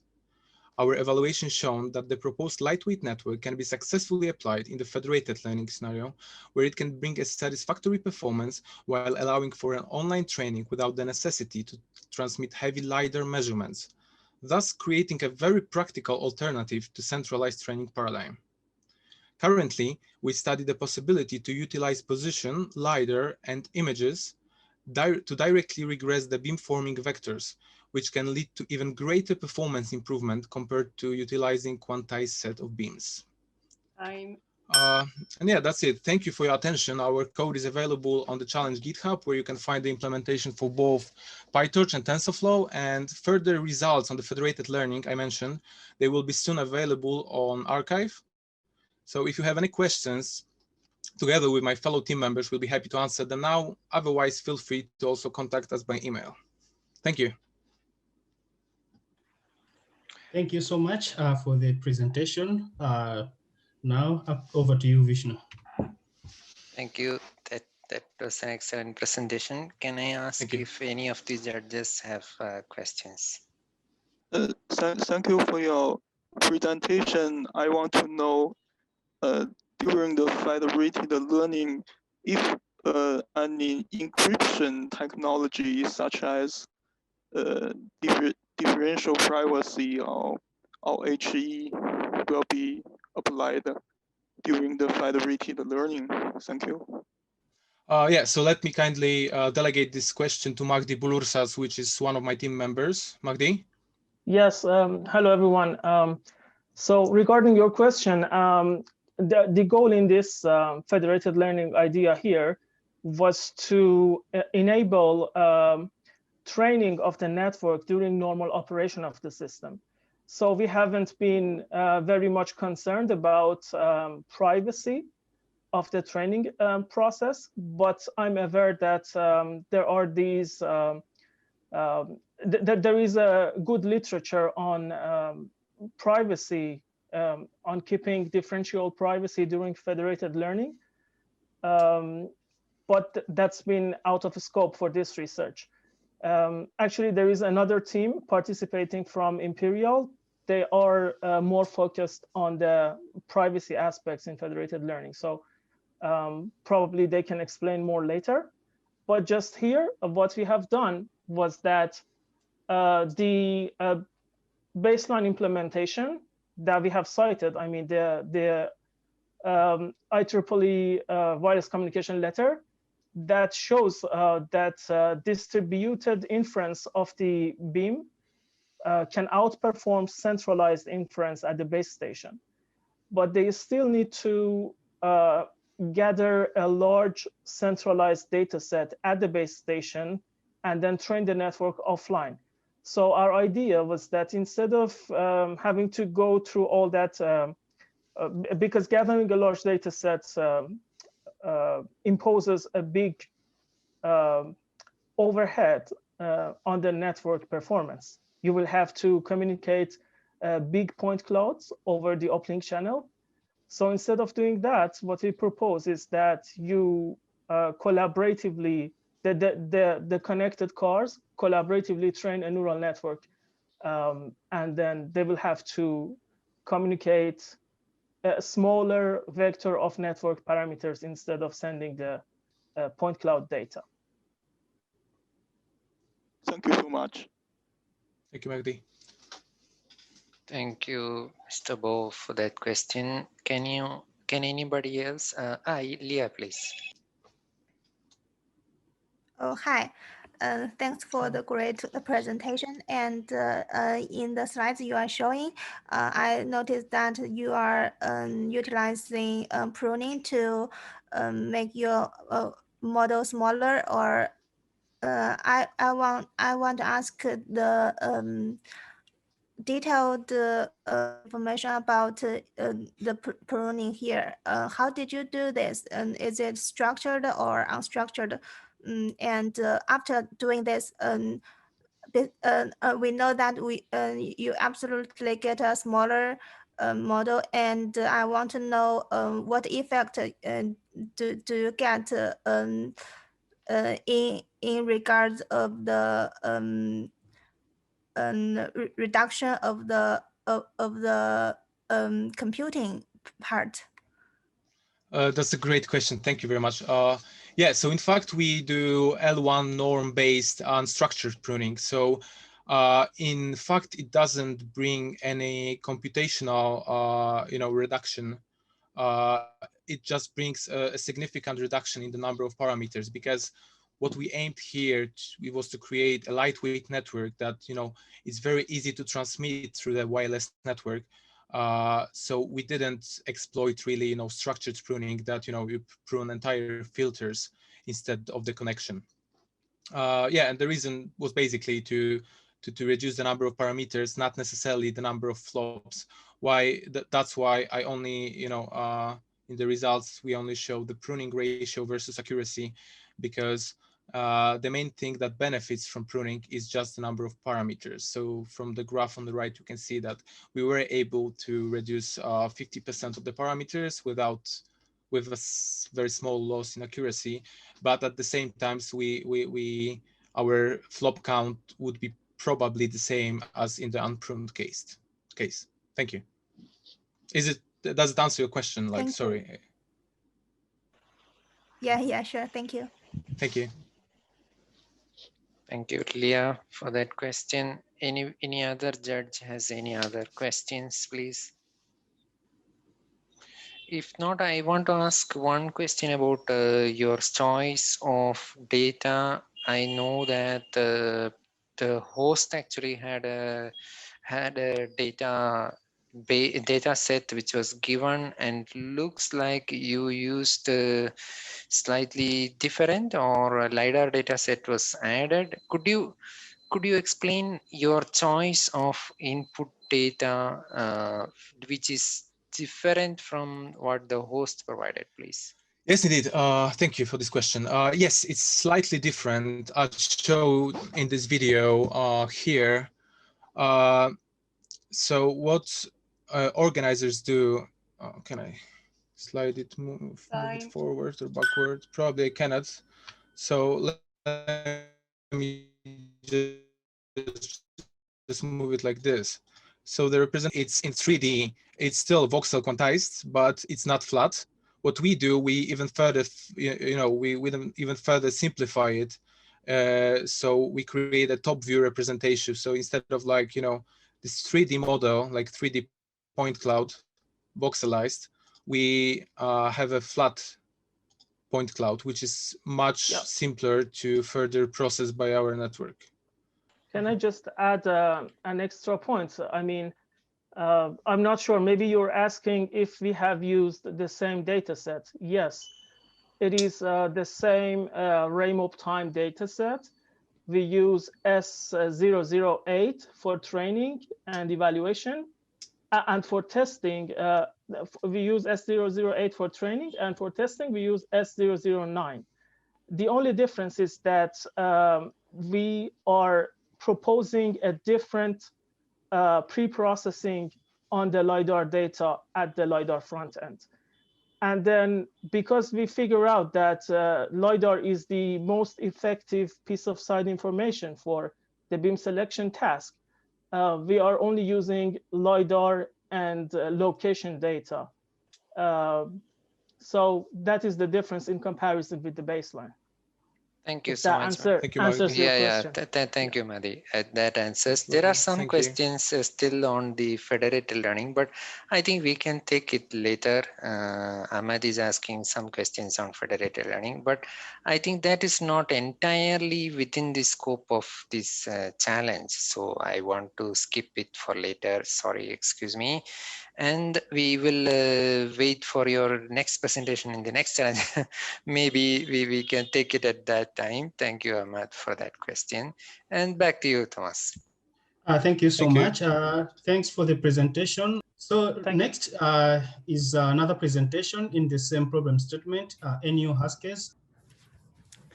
Hello, everyone, and welcome to the presentation of deep learning on multimodal sensor data for fast millimeter wave beamforming.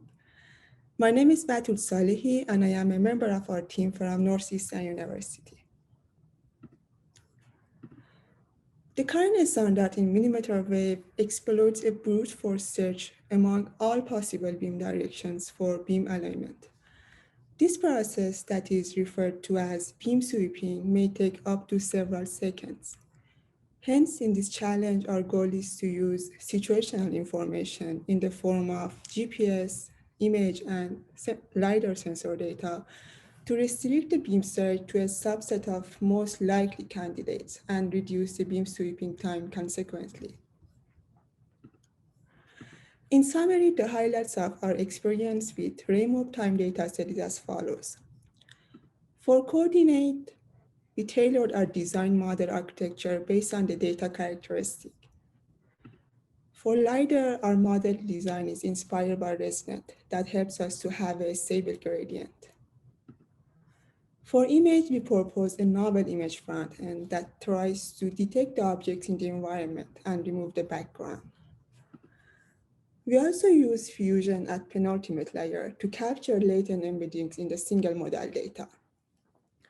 In this presentation, we start with the single modalities and then we show how we fuse them into the final decision.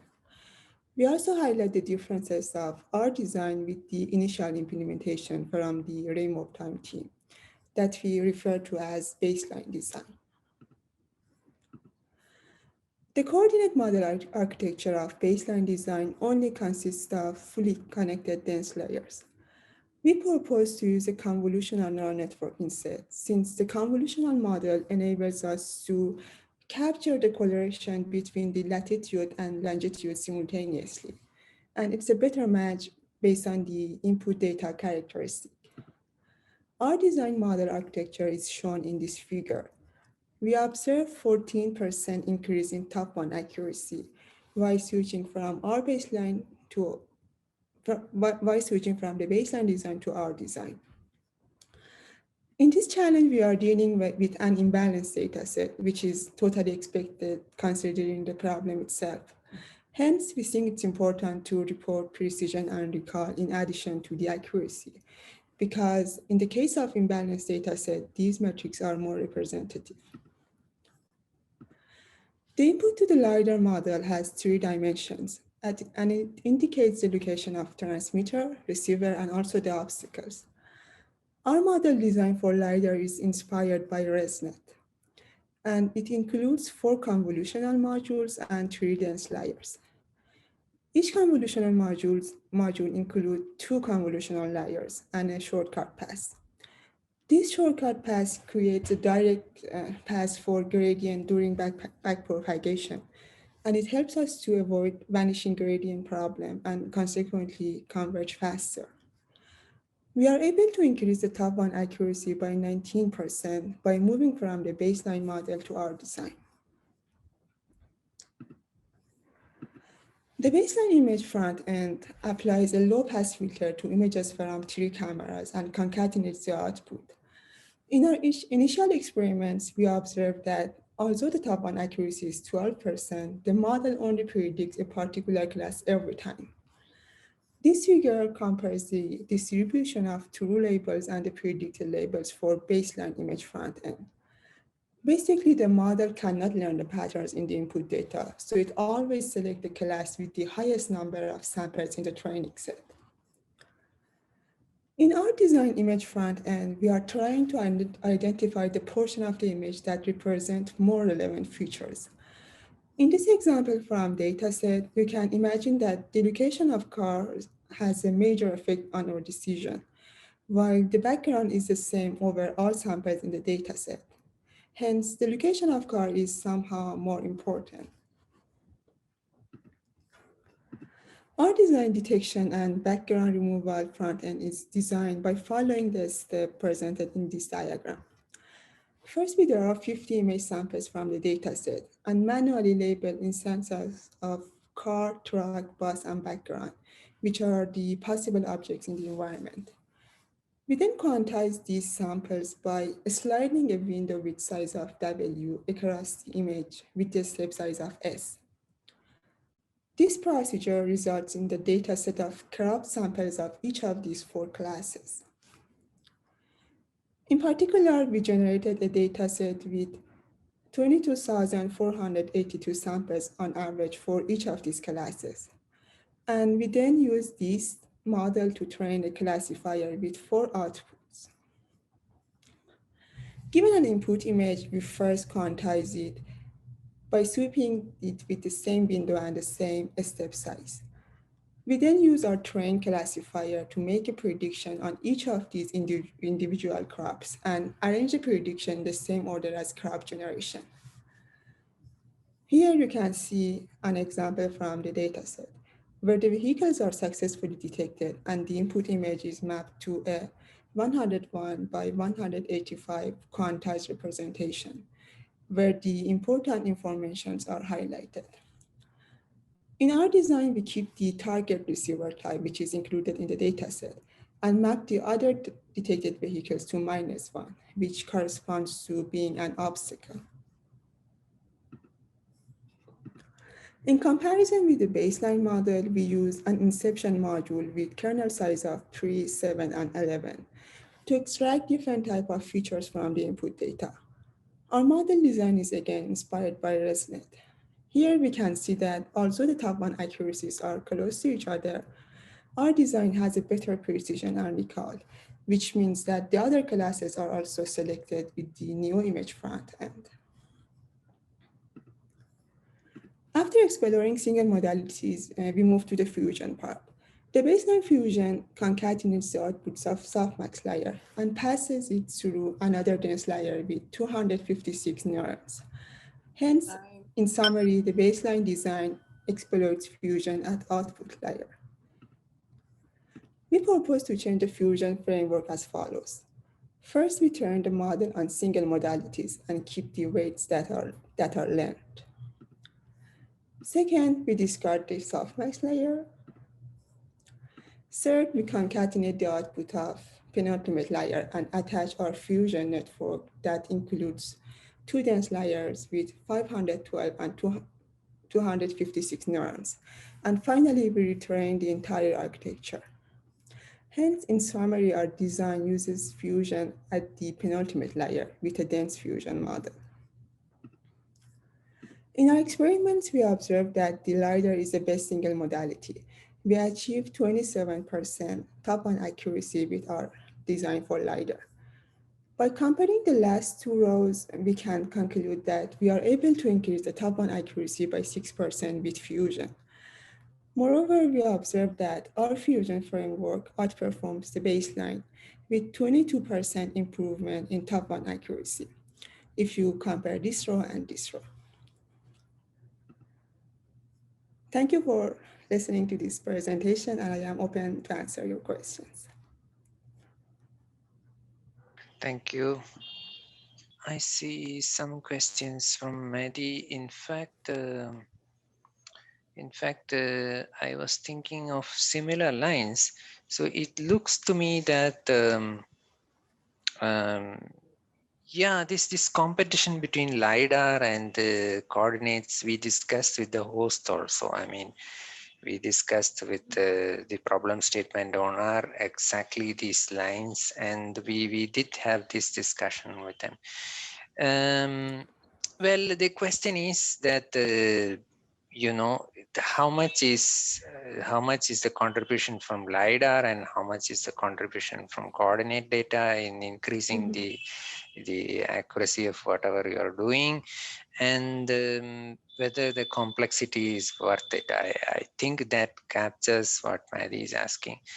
That could you, from your experience, because you seems to be looking at the fusion framework as you show here, could you explain, in fact, what is your comment on this, and could you explain your logic behind using the image model? And actually all these models that you have shown here, what is your logic behind using all three and you know, the fusion framework that you have? Okay, thank you for this question. Yeah, so based on our experience, the LiDAR is best single modality, and this is what we expect based on the data itself. Because in LiDAR, you have access to the location of receiver and also the base station and also the obstacles. While with the coordinate, you just know the location of receiver. And with the image, you have a big picture of the environment. There are two aspects in this question. The first one is that based on our result, the fusion helps. So, but the point is that the improvement that we get with LiDAR is much, much higher with coordinate and LiDAR. That's true because, you know, we have access to more information with LiDAR. But on the other hand, the main benefit of using different modality is the case where each one of these single modalities are not available. You know, if LiDAR is not available because it's like a huge point cloud and you need to have a very good secondary channel to transmit LiDAR point clouds. So if that's not available or you have some errors in receiving the LiDAR data, then you can rely on coordinate or image or the fusion of these two. So I think it's a good idea to keep all of them, you know, in the case of missing information. And based on our result, the LiDAR is the best one. We cannot deny that, but we can get about 2 or 3% accuracy improvement with image and coordinate. We didn't include all the numbers because of limited time, but these numbers are included in our report, so you can check them in the report.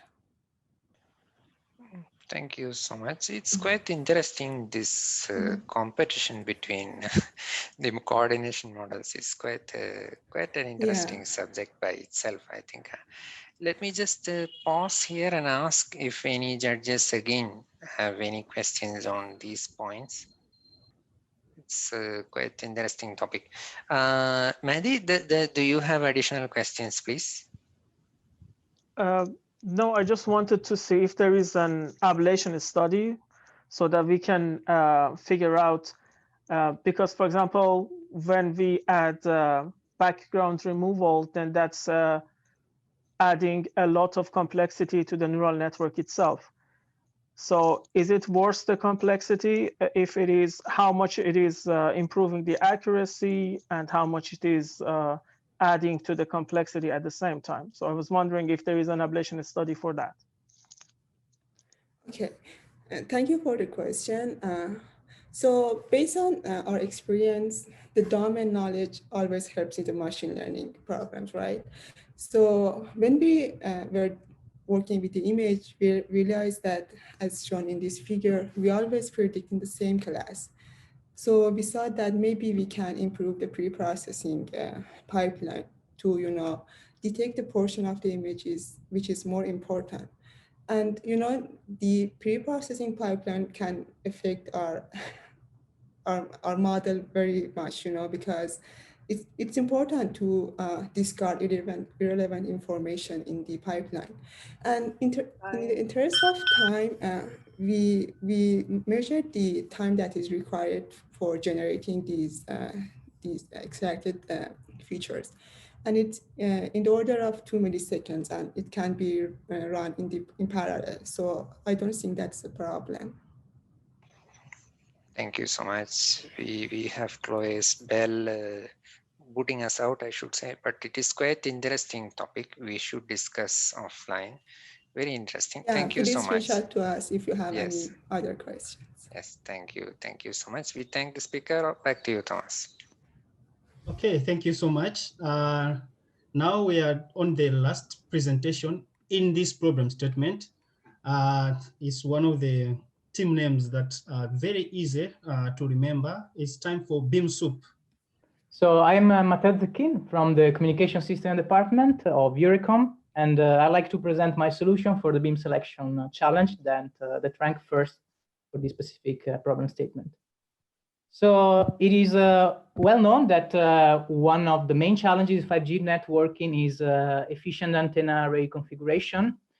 And one particular instance of this problem is the millimeter wave beam selection. In this setting, it is known that contextual information can reduce the overhead of sequential search. For instance, knowing the position of the receiver end can reduce the overhead, alignment overhead. This problem, the problem of reducing overhead, is particularly important in vehicular type communication, where increased channel variability makes the beam coherence time shorter and shorter, eroding the length of the data transmission phase and making the overhead worse and worse. On the upside, for this particular communication scenario, there is the potential gain of leveraging high dimension sensor information that can increase the amount of contextual information that you have and enhance the so-called situational awareness. Therefore, the question of this specific challenge was the following: can we use deep learning techniques to extract useful patterns from this high dimensional data and produce informative priors for the subsequent alignment procedure? In order to answer this question, at least from an empirical perspective, we were given a data set, a synthetic data set that was simulating a millimeter wave vehicular to infrastructure communication with a roadside unit placed in this street in Rosslyn, trying to communicate with a car moving along the street. And these transmitter receiver pairs were essentially trying to solve the beam selection problem by choosing one of the different 256 beams. Pairs. To build our model, we have different covariates or features that were GPS coordinates of the receiver end and the transmitter, LiDAR data from a LiDAR sensor placed on top of the car, and 3 roadside cameras that were pointing to the street. Out of these 3 data modalities, our model used only 2, that are LiDAR images and GPS coordinates, that we found to be somehow complementary. In fact, we know from a previous study, the GPS coordinates are very simple, the piece of data, but extremely valuable. They can, using this data, you can build very simple models, but they are super effective. but still they have some limitation. Namely, it does not capture line of sight or line of sight condition. It does not give you information of the presence of reflectors or obstacles, things that instead LiDAR data does. Therefore, we put much emphasis on building a customized front end for LiDAR data that retain as much information as possible. This is our first building block in our neural network architecture. So this original point cloud is transformed in LiDAR images, then subsequently processed by convolutional layers, and then concatenated with an embedding of the GPS coordinates. This concatenated vector is then processed by fully connected layers and outputs the prediction. So this is the network topology, quite standard, I would say. But once we have the topology, we need to fix a loss function, and we put much emphasis on this. We know that the loss function is a proxy for learning, as it used to rank good configuration of your neural network, namely choosing the right parameters of your neural network. The loss that we use is inspired by knowledge distillation techniques, and it interpolates between classification and regression. The loss function is this one. It is made of two terms that are weighted by a value beta between 0 and 1. The first term is a divergence between the one hot encoded best beam, namely a vector that is 0 everywhere except for the index of the best beam where it's 1. And we minimize the divergence between that vector and the normalized output of your model. And this is essentially a loss function that's used for multi-class classification. The second term is instead still a divergence, but now we minimize the divergence between the output of our model and the full information of the channel gain vector, which is normalized. And this divergence is doing a surrogate of regression, trying to minimize the difference between the output of the model and the true channel gain vector. And as you can see, it has two terms, one for classification and one for regression. And as we will see, this gives gains not only in terms of performance, but it produces models with better performance, better informative outputs. Sorry. Okay, so we train our neural network by minimizing this loss for 50 epochs, and we combine it with some regularization techniques, namely L2 regularization, and we also add some Gaussian noise to our input that has a very nice interpretation in this setting, as it relates to sensor noise. And therefore, our model can potentially be robust to this kind of impairments. As we can see from the training curves, training and validation laws resemble one each other, so we don't have any kind of overfitting, and the metric of interest increase over time. Once the model is trained, we test it over a new set of 7,000 unseen samples, and we compute the top K performance of different solutions for an increasing value of K. These are the 4 solutions, and they have an increasing value of contextual information. The red line is the fully agnostic case. You don't have any kind of information about the environment, and the best you can do is random search. And this is the worst performing, clearly, is the lower bound on your performance. The blue line uses instead only statistical information of your training set. What I mean with that? With that, I mean that you consider the frequency of the beams in your training set and you rank them accordingly to the most frequent to the least frequent. And then you do your beam search using that kind of information. As you can see, already using this kind of naive information buys you a lot of performance.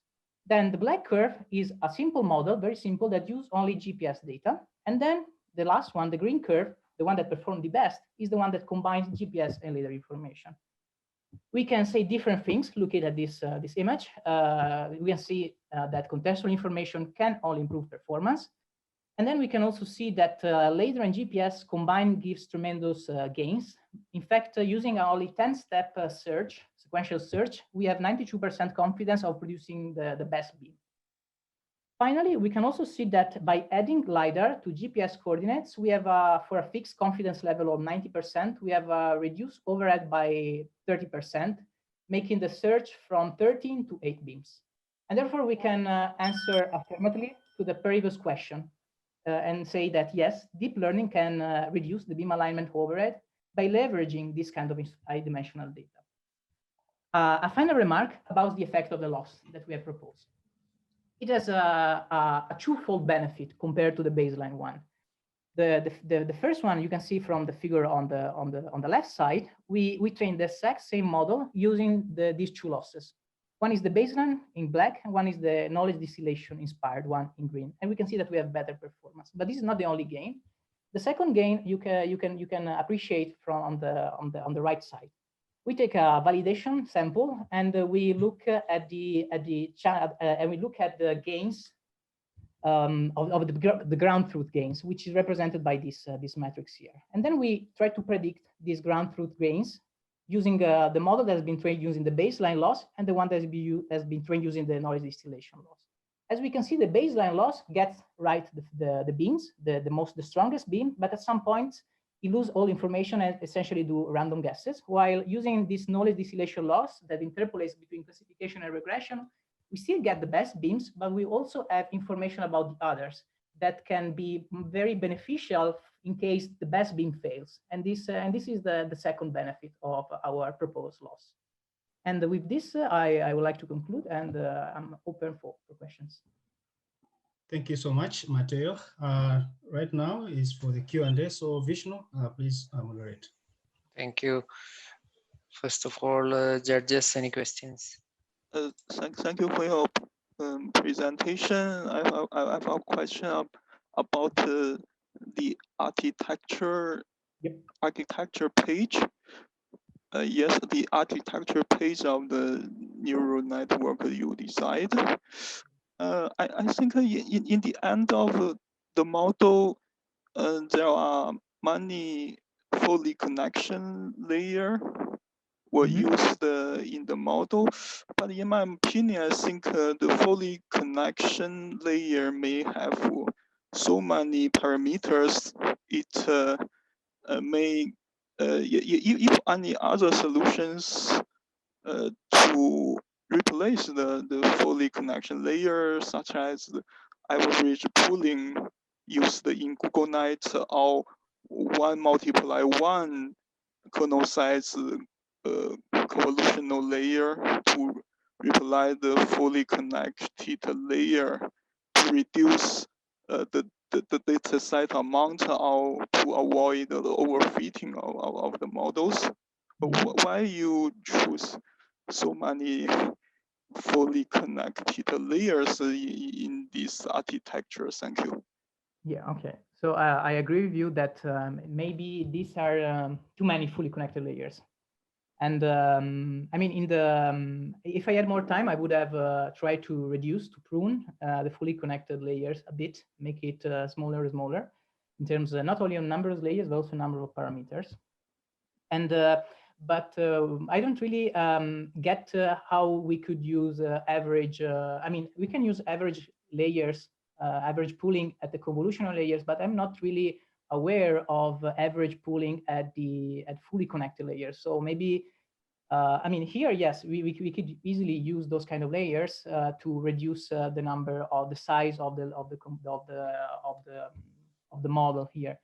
But at the fully connected layers, I'm not really sure how it can be done. And if you would like to use convolutional layer even after you combine these two features, I'm not really sure if you would get interesting results, because what these two branches, the one processing later images, the one processing GPS coordinates, what they're trying to do is to reduce the dimensionality of the raw inputs, and therefore the best thing to do that is to make each dimension of your data somehow independent of each other, and therefore you cannot use the inductive bias that you have when you're processing images at this point here, because at this point here there is no structure in your data. At least we assume that there is no structure in your data, because what this branch is doing is exactly that, removing unuseful information to compress it as much as possible. But I fully agree with you that this fully connected layer can be made smaller and smaller, and possibly not losing many performance. Oh, thank you so much. I think it's quite a good idea. Thank you. Thank you. Thank you, Dr. Bo, for that question. Any other judge who has question, please? Carmelo here from Brazil. Thank you for the presentation. I would like to know how your model. I saw that in the training process you used the sensor noise. How your model is impaired by the sensor noise level? I mean, how do the accuracy vary within the noise level? Yes. Okay. So clearly, when you choose the magnitude of your noise, you need to be careful because there is a sweet spot, let's say, that that you have to hit. Because if you add too much noise in your input, what you're essentially doing, you are doing an average prediction, because your model will see associated to the same label a multitude of inputs that are just a noisy version of the original one. But if these labels are too much different one to the other, clearly the model cannot do better than a uniform guess over them. But it is known that adding noise at the input layer, if it's done properly, can improve the generalization of your model. And this is because if you do it properly, what you're doing, you're smoothing out your prediction rule, which is the thing that prevents overfitting. But in this particular setting, if you assume that your noise at the sensors is not too much, you can assume that your model will be able to deal with it by adding it at the input layer. Okay, thank you. Any other judges who ask question? Yeah, this is Miguel from Belgium. I have a little question. Did you have any evaluation of replacing the L2 regularization plus Gaussian noise by replacing it by dropout or L1, for example? Yeah. Yes, I mean, I tried dropout. I didn't try L1 regularization. With dropout, the performance were not really satisfying. So in the end, I just went for L2 regularization. And maybe for completeness and also to somehow link to the first question, L2 regularization has to be added specifically at the fully connected layers, because there are many parameters that can possibly lead to overfitting. Thank you. We still have a few seconds. Mehdi, would you like to put your question, please? Hi. Yes. So my question was that we see that, I mean, the way we pre-process the LiDAR data in the baseline, the LiDAR front end, is that they embed the GPS data inside the LiDAR data. Yes, yes, there is a redundancy there, yeah. So yes, I wanted to see if using merely the GPS coordinates would give good results in line of sight scenarios, but may be destructive to non-line of sight scenarios. Yes, this. I mean, actually, I had more slides for that, but let me this one. Yeah, you're referring to this one. In this one, we just use GPS coordinates to build a very simple model that, as we see before, is very effective. But if we overlay the error of this simple model over the street, we see that there are some regions where it performs very poorly. And those regions, we argue, are the one that is very likely to have non-line of sight condition. And therefore, if you just use GPS coordinates, you are doomed to fail in those specific regions. While in these others, it's very likely that you have line of sight, and therefore you are good even with these simple three-dimensional representations. So the GPS I mean, is the GPS data sets really required to be used as an extra input because it's already embedded in the LiDAR input? Yes, yes. Okay, I agree with you that the GPS information is somehow inside the LiDAR data, but if you can provide it, if you can remove the task of extracting it from the neural network and just give it as it is, I think you make the life much easier to the neural network, and therefore you can train much faster and with better result in the end. But yes, the GPS data is somehow embedded in the LiDAR coordinates. Mm-hmm.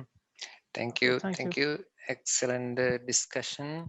But we are out of time. Thank you so much. And we go back, thank the speaker, go back to Thomas. Thank you so much.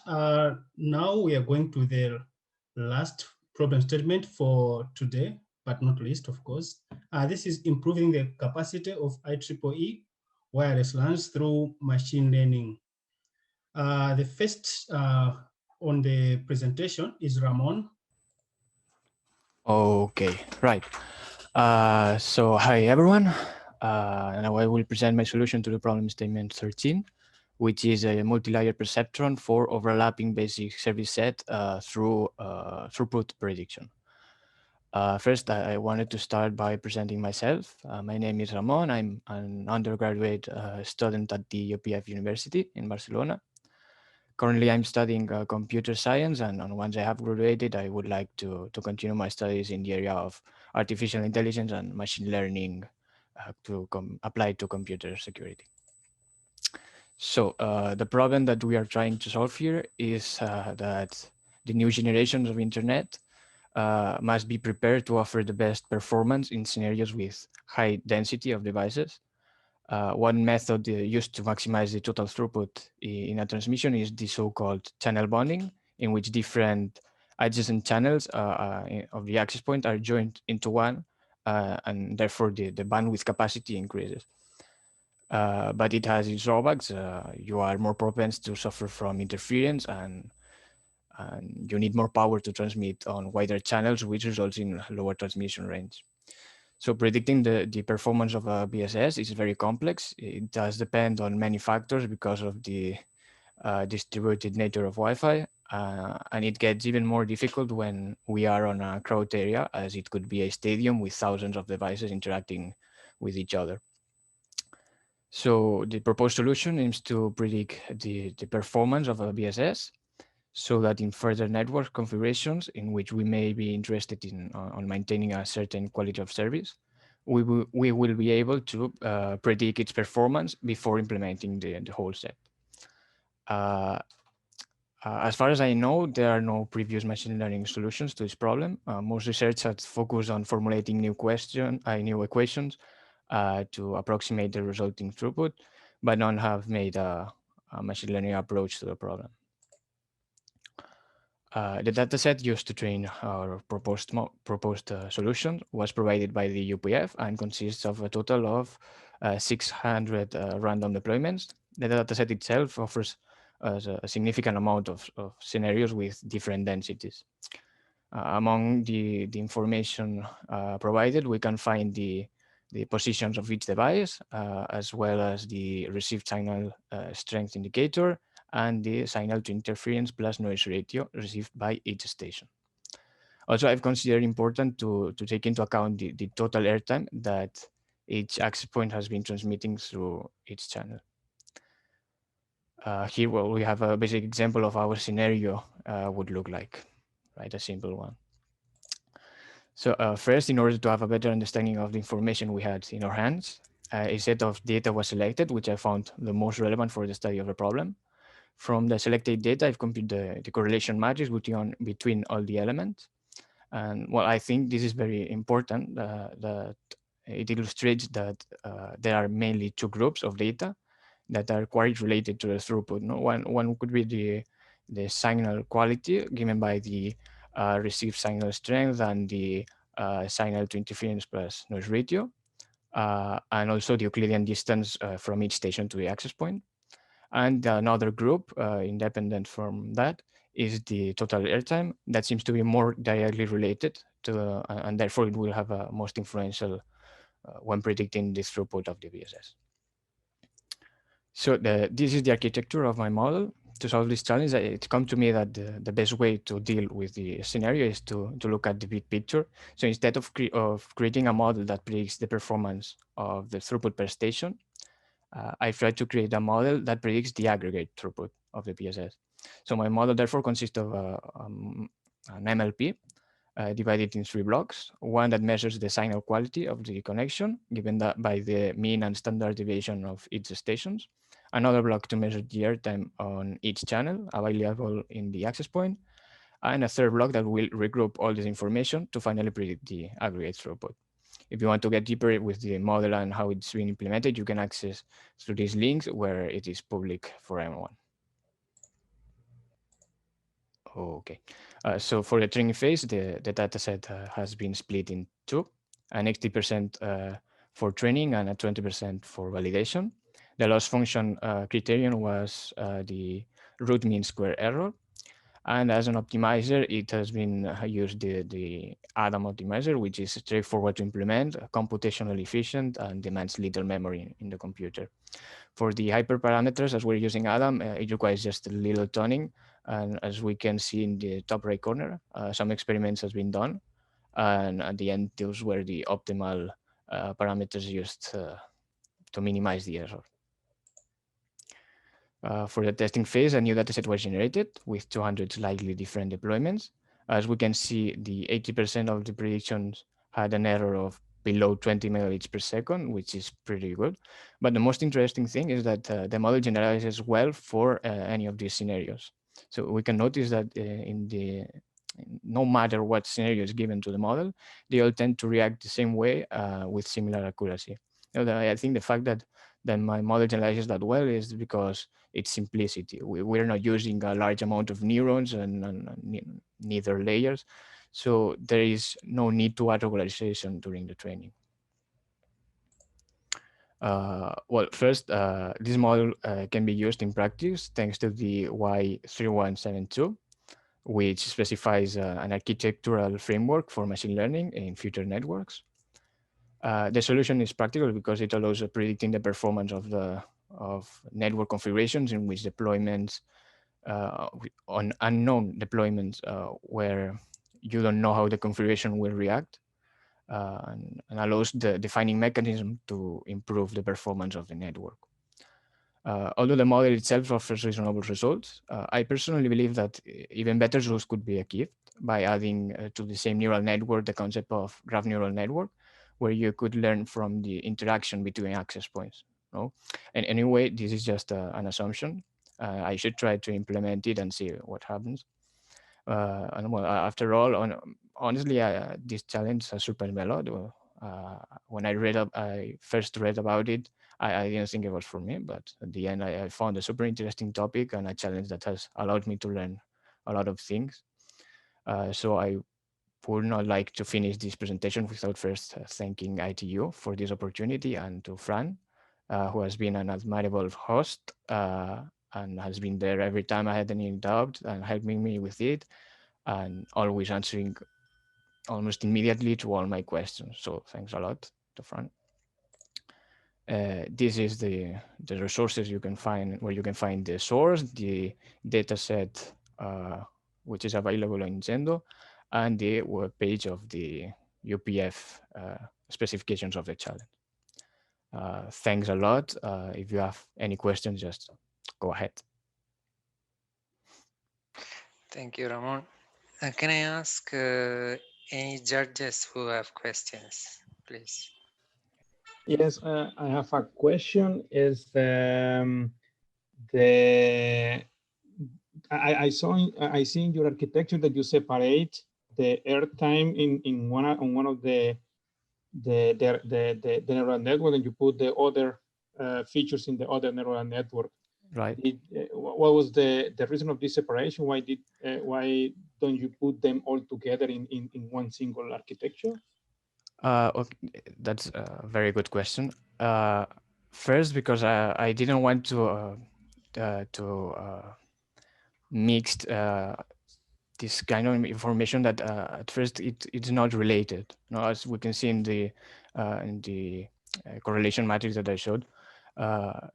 At the end, it will be necessary to regroup both concepts from the stations and from the access point, which are apart at the first.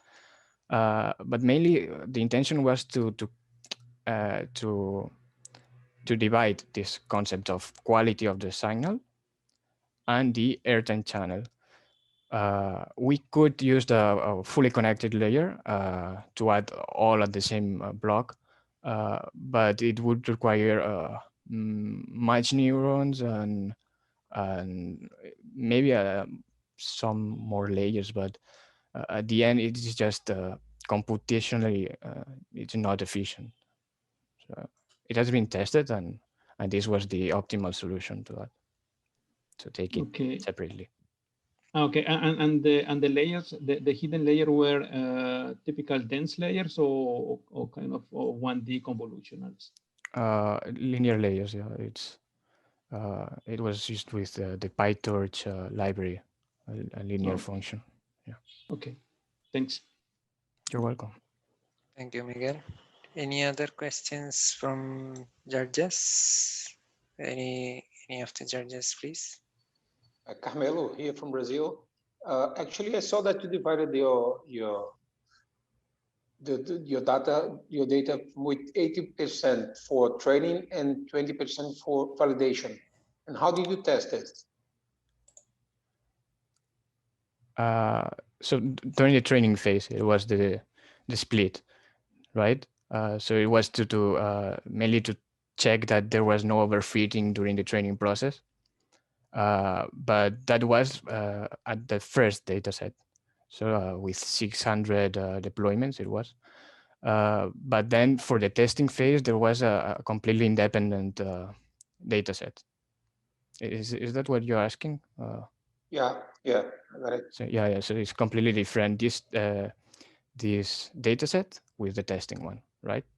Those are never seen have never seen during the training phase. Okay, got it. So thank you, Ramon, for the interesting presentation. I just had a question. As far as I understand, you're using some of the signal-related parameters to predict the actual current value of throughput, right? So did you consider like looking into predicting future throughput values instead of just predicting the current value, like time series forecasting? I mean, using like multiple parameters for predicting future values of throughput instead of just predicting the current instantaneous value? No, I think the idea was to predict the directly the value of the throughput.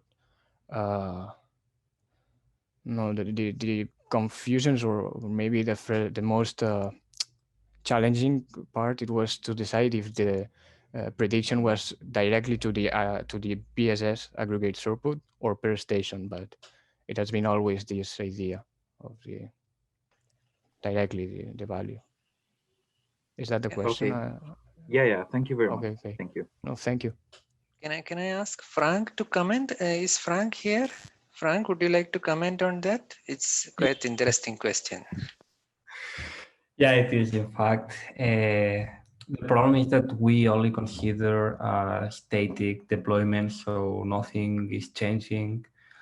And, this is like predicting the static throughput of BSS is like a pre-step for later generating some kind of, magic forecaster, allowing to predict the throughput of future configurations that you may consider to apply. But the predictions of the problem statement are for static deployments. Nothing changes. We have a picture of a network and we want to know what is the throughput with exactly that configuration, that number of nodes and positions and so on. Thank you, Frank. Very, very interesting discussion. Thank you so much. Thank you, Ramon. And back to you, Thomas. Thank you so much, Vishnu, and thank you, Ramon. Now we are going to go into the next presentation, which is going presented by Team Atari. Hello, everyone. I am Paola Soto, the leader of the Team Atari and PhD student of the Universitat Antwerpen and Universidad de Antioquia, and I'm going to present our graph neural network solution to the problem statement 13, improving the capacity of VLANs through machine learning. So newer services like augmented reality are becoming a reality, and then such services will require high bandwidth and need to be available to a high number of users, right? And Wi-Fi is one of the preferred technologies that will support such services. Channel bonding. It is a technique proposed for Wi-Fi that increases the channel capacity by bonding two or more adjacent channels. And in that way, Wi-Fi can deliver a higher throughput per user. However, channel bonding also imposes some challenges in highly dense scenarios. So let's assume that only one station is transmitting in a VLAN.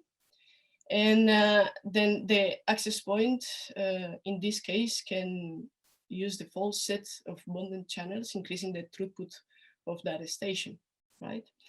But what if another station wants to transmit simultaneously? Then that station needs to wait until radio channel is sense free.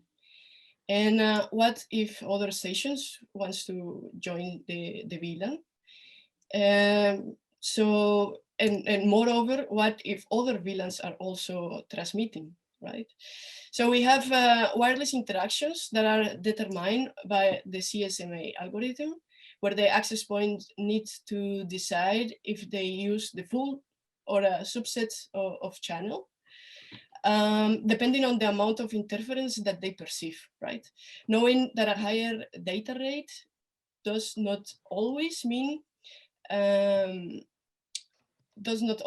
higher throughput, given that the packet error might also increase, right? So this situation can lead to known problems such as the hidden or the exposed terminals, and much more severe problems like station or VLAN starvation.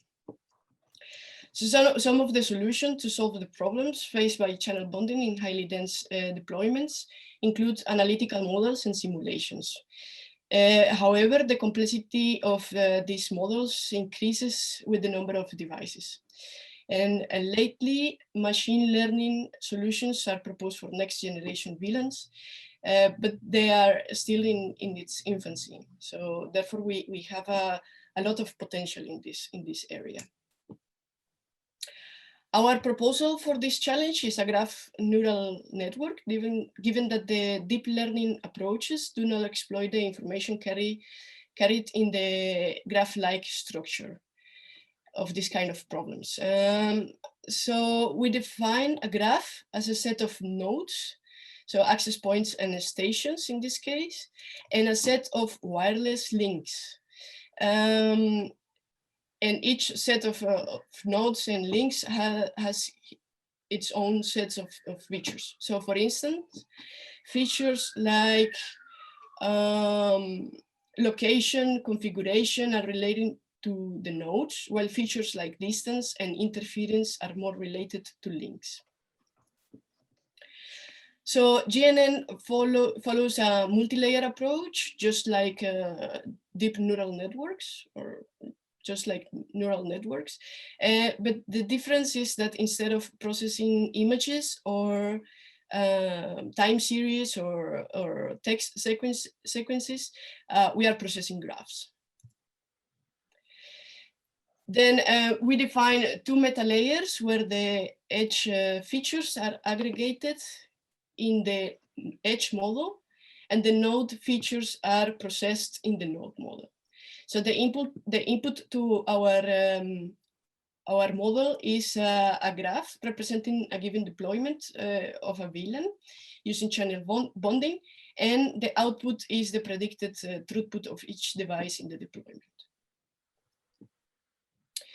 We receive two datasets, so the training dataset and the test datasets, right? The training dataset is composed of two scenarios with different density of users per square meter, and each of the scenarios introduce more interference among the VLANs. So as we can see, for example, scenarios, the labels are too small, I'm sorry, but I'm gonna read for you. So scenarios like 1C and 2C, for instance, present only interstation interference, and scenarios 1A, pardon, 1A and 2A present only interstation interference, while scenarios 1C and 2C present interstation and inter-VLAN interference. So we use a typical 80%, 20% split of training and validation data. which represents about 480 graphs for training and 120 graphs for validation. The test dataset shows a different spatial distribution and a different density of users as well. So the idea is to observe if the proposed solution is able to generalize to unseen deployments. During the training, we define a mask loss where only the stations are taken into account in the prediction, and the throughput of the access points is computed in a post-processing step. We were able to obtain the values that are shown here in the table. So it is a relatively low loss among the 480 deployments. However, during testing, our model didn't perform that well. So we observed that our model was performing better in testing scenarios that were more similar to train scenarios. And some reasons for that is that the test dataset does not present the same probability distribution of the trained dataset, and that the data is actually too few to perform better. Some of the solutions for that is to use regularizers, such as dropout, and perform data augmentation, which can be a little bit complicated given that the wireless interactions are too topology dependent. So we realized that our model was already given the best it could give. So we are glad to share also with you some improvements that we continued working after the submission of the challenge. So for instance, we changed the meta layers for graph convolutional layers, and we implemented a MLP model that and CNN model that as a baseline of comparison, and these are the results we are getting right now for the forest scenarios. So if you are interested in our work, please keep an eye of our next publication. And with that, I conclude my presentation and welcome your questions. Thank you, Paola and the team. Now it's time for questions. So Vishnu, please. Thank you, Thomas. I will take a question from Ahmed. Ahmed is asking what is the range of throughput. Ahmed, could you explain your question? What is the range of throughput values? Which Yes, I think you are looking at some slide. Yeah, so the ARMS-E is actually very relative to the actual values of the throughput. So I'm not sure what is the range, like what's the minimum value of throughput and what's the maximum value, to know what's the range of the throughput values to get some sense of the root mean squared error. Yeah, during the in the test dataset and the training datasets, some stations, for example, we could observe that they were having zero throughput, so it was actually starvation, right? And there is also points where, for example, an access point can have a throughput as it is aggregated, of course, over the VLAN. We could have access points with 300 and 400 megabits per second. So it is quite a big range. Okay, thank you very much, Paula. Yeah, you're welcome. So thank you for the talk. I would like to know in the aggregation of the graph convolution of what kind of aggregation did you use? So in the aggregation, we could use in graph neural networks, we can use several type of aggregations, right? So we can add, for example, the features that are extracted, or we can take the mean, or we can take the maximum value of the features that are extracted. But in this case, we use addition. Okay, thank you very much. Yeah, you're welcome. Once again, any other questions from the judges? Okay, Nakao Sensei is asking what is the computational complexity of GCN compared to CNN? This is quite interesting because, for example, for the GCN, we are having training times about three hours more or less, while the CNN can have training times of depending on the amount of features, but we can have training times of 9 hours, 11 hours, something like that. Thank you. Okay, thank you, Vishnu, and thank you, Paola, for the presentation. Last but not least, we have our colleagues from STC to present on the same problem statement. I know this is the last presentation today. I hope, I'm sure everyone is exhausted, but still I hope you will enjoy this presentation. I promise you there is something different in this one. Before I start, I just want to highlight that we come from STC, which is the biggest telco company in the Middle East. So the other team members who have been involved in this problem have shed some light on the problem. I just want to highlight one thing, which is this problem is very important if we think about it from telco perspective. So if an enterprise comes to a telco company and want to have like subscribe to a certain package with an internet speed, the speed that its employees will experience may feel different than the promised internet speed by the telco companies. And one possible reason for this is this problem that's related to channel bonding. I don't want to elaborate more about the problem background since the other teams have really done an amazing job explaining this problem. But in brief, this is very relevant to the latest standards, and it is more relevant in future as complexity really increases. So our goal is to use the machine learning to dynamically deal with the channel bonding in these kind of networks. The data is the same data sets that also shared and explained by the previous two teams. And here give you some descriptive statistics. At the beginning, we did not have SINR, and we created these features as a proxy for SINR. And here on the left, we have the environments where are very dense, and in here they are less dense, and this is why we see an increase in the throughput. Also here on the left, we see as power decreases, which is really expected, the throughput decreases as well. So in brief, this is what we did. We claimed that we gathered the data, all the deployments into one data set, and then we split the data into training and validation. We selected the best known algorithms to perform well on regression problems. We ran experiments, selected the best performing model on the validation data set, and RMC was used for evaluation. So in here, you can see these are the models, algorithms that we have selected.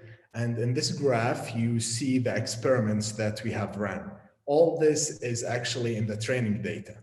So here you are looking at each point here is actually 10 cross validation, a 10-fold cross validation, and this is the RMSE of that run.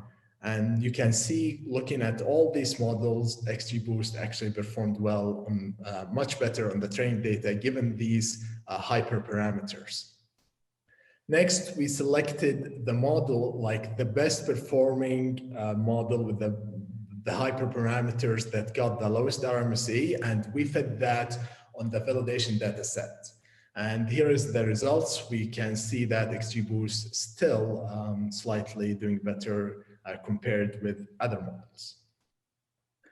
On the test set, we can see that XGBoost actually performed very well, and the results are actually remarkable.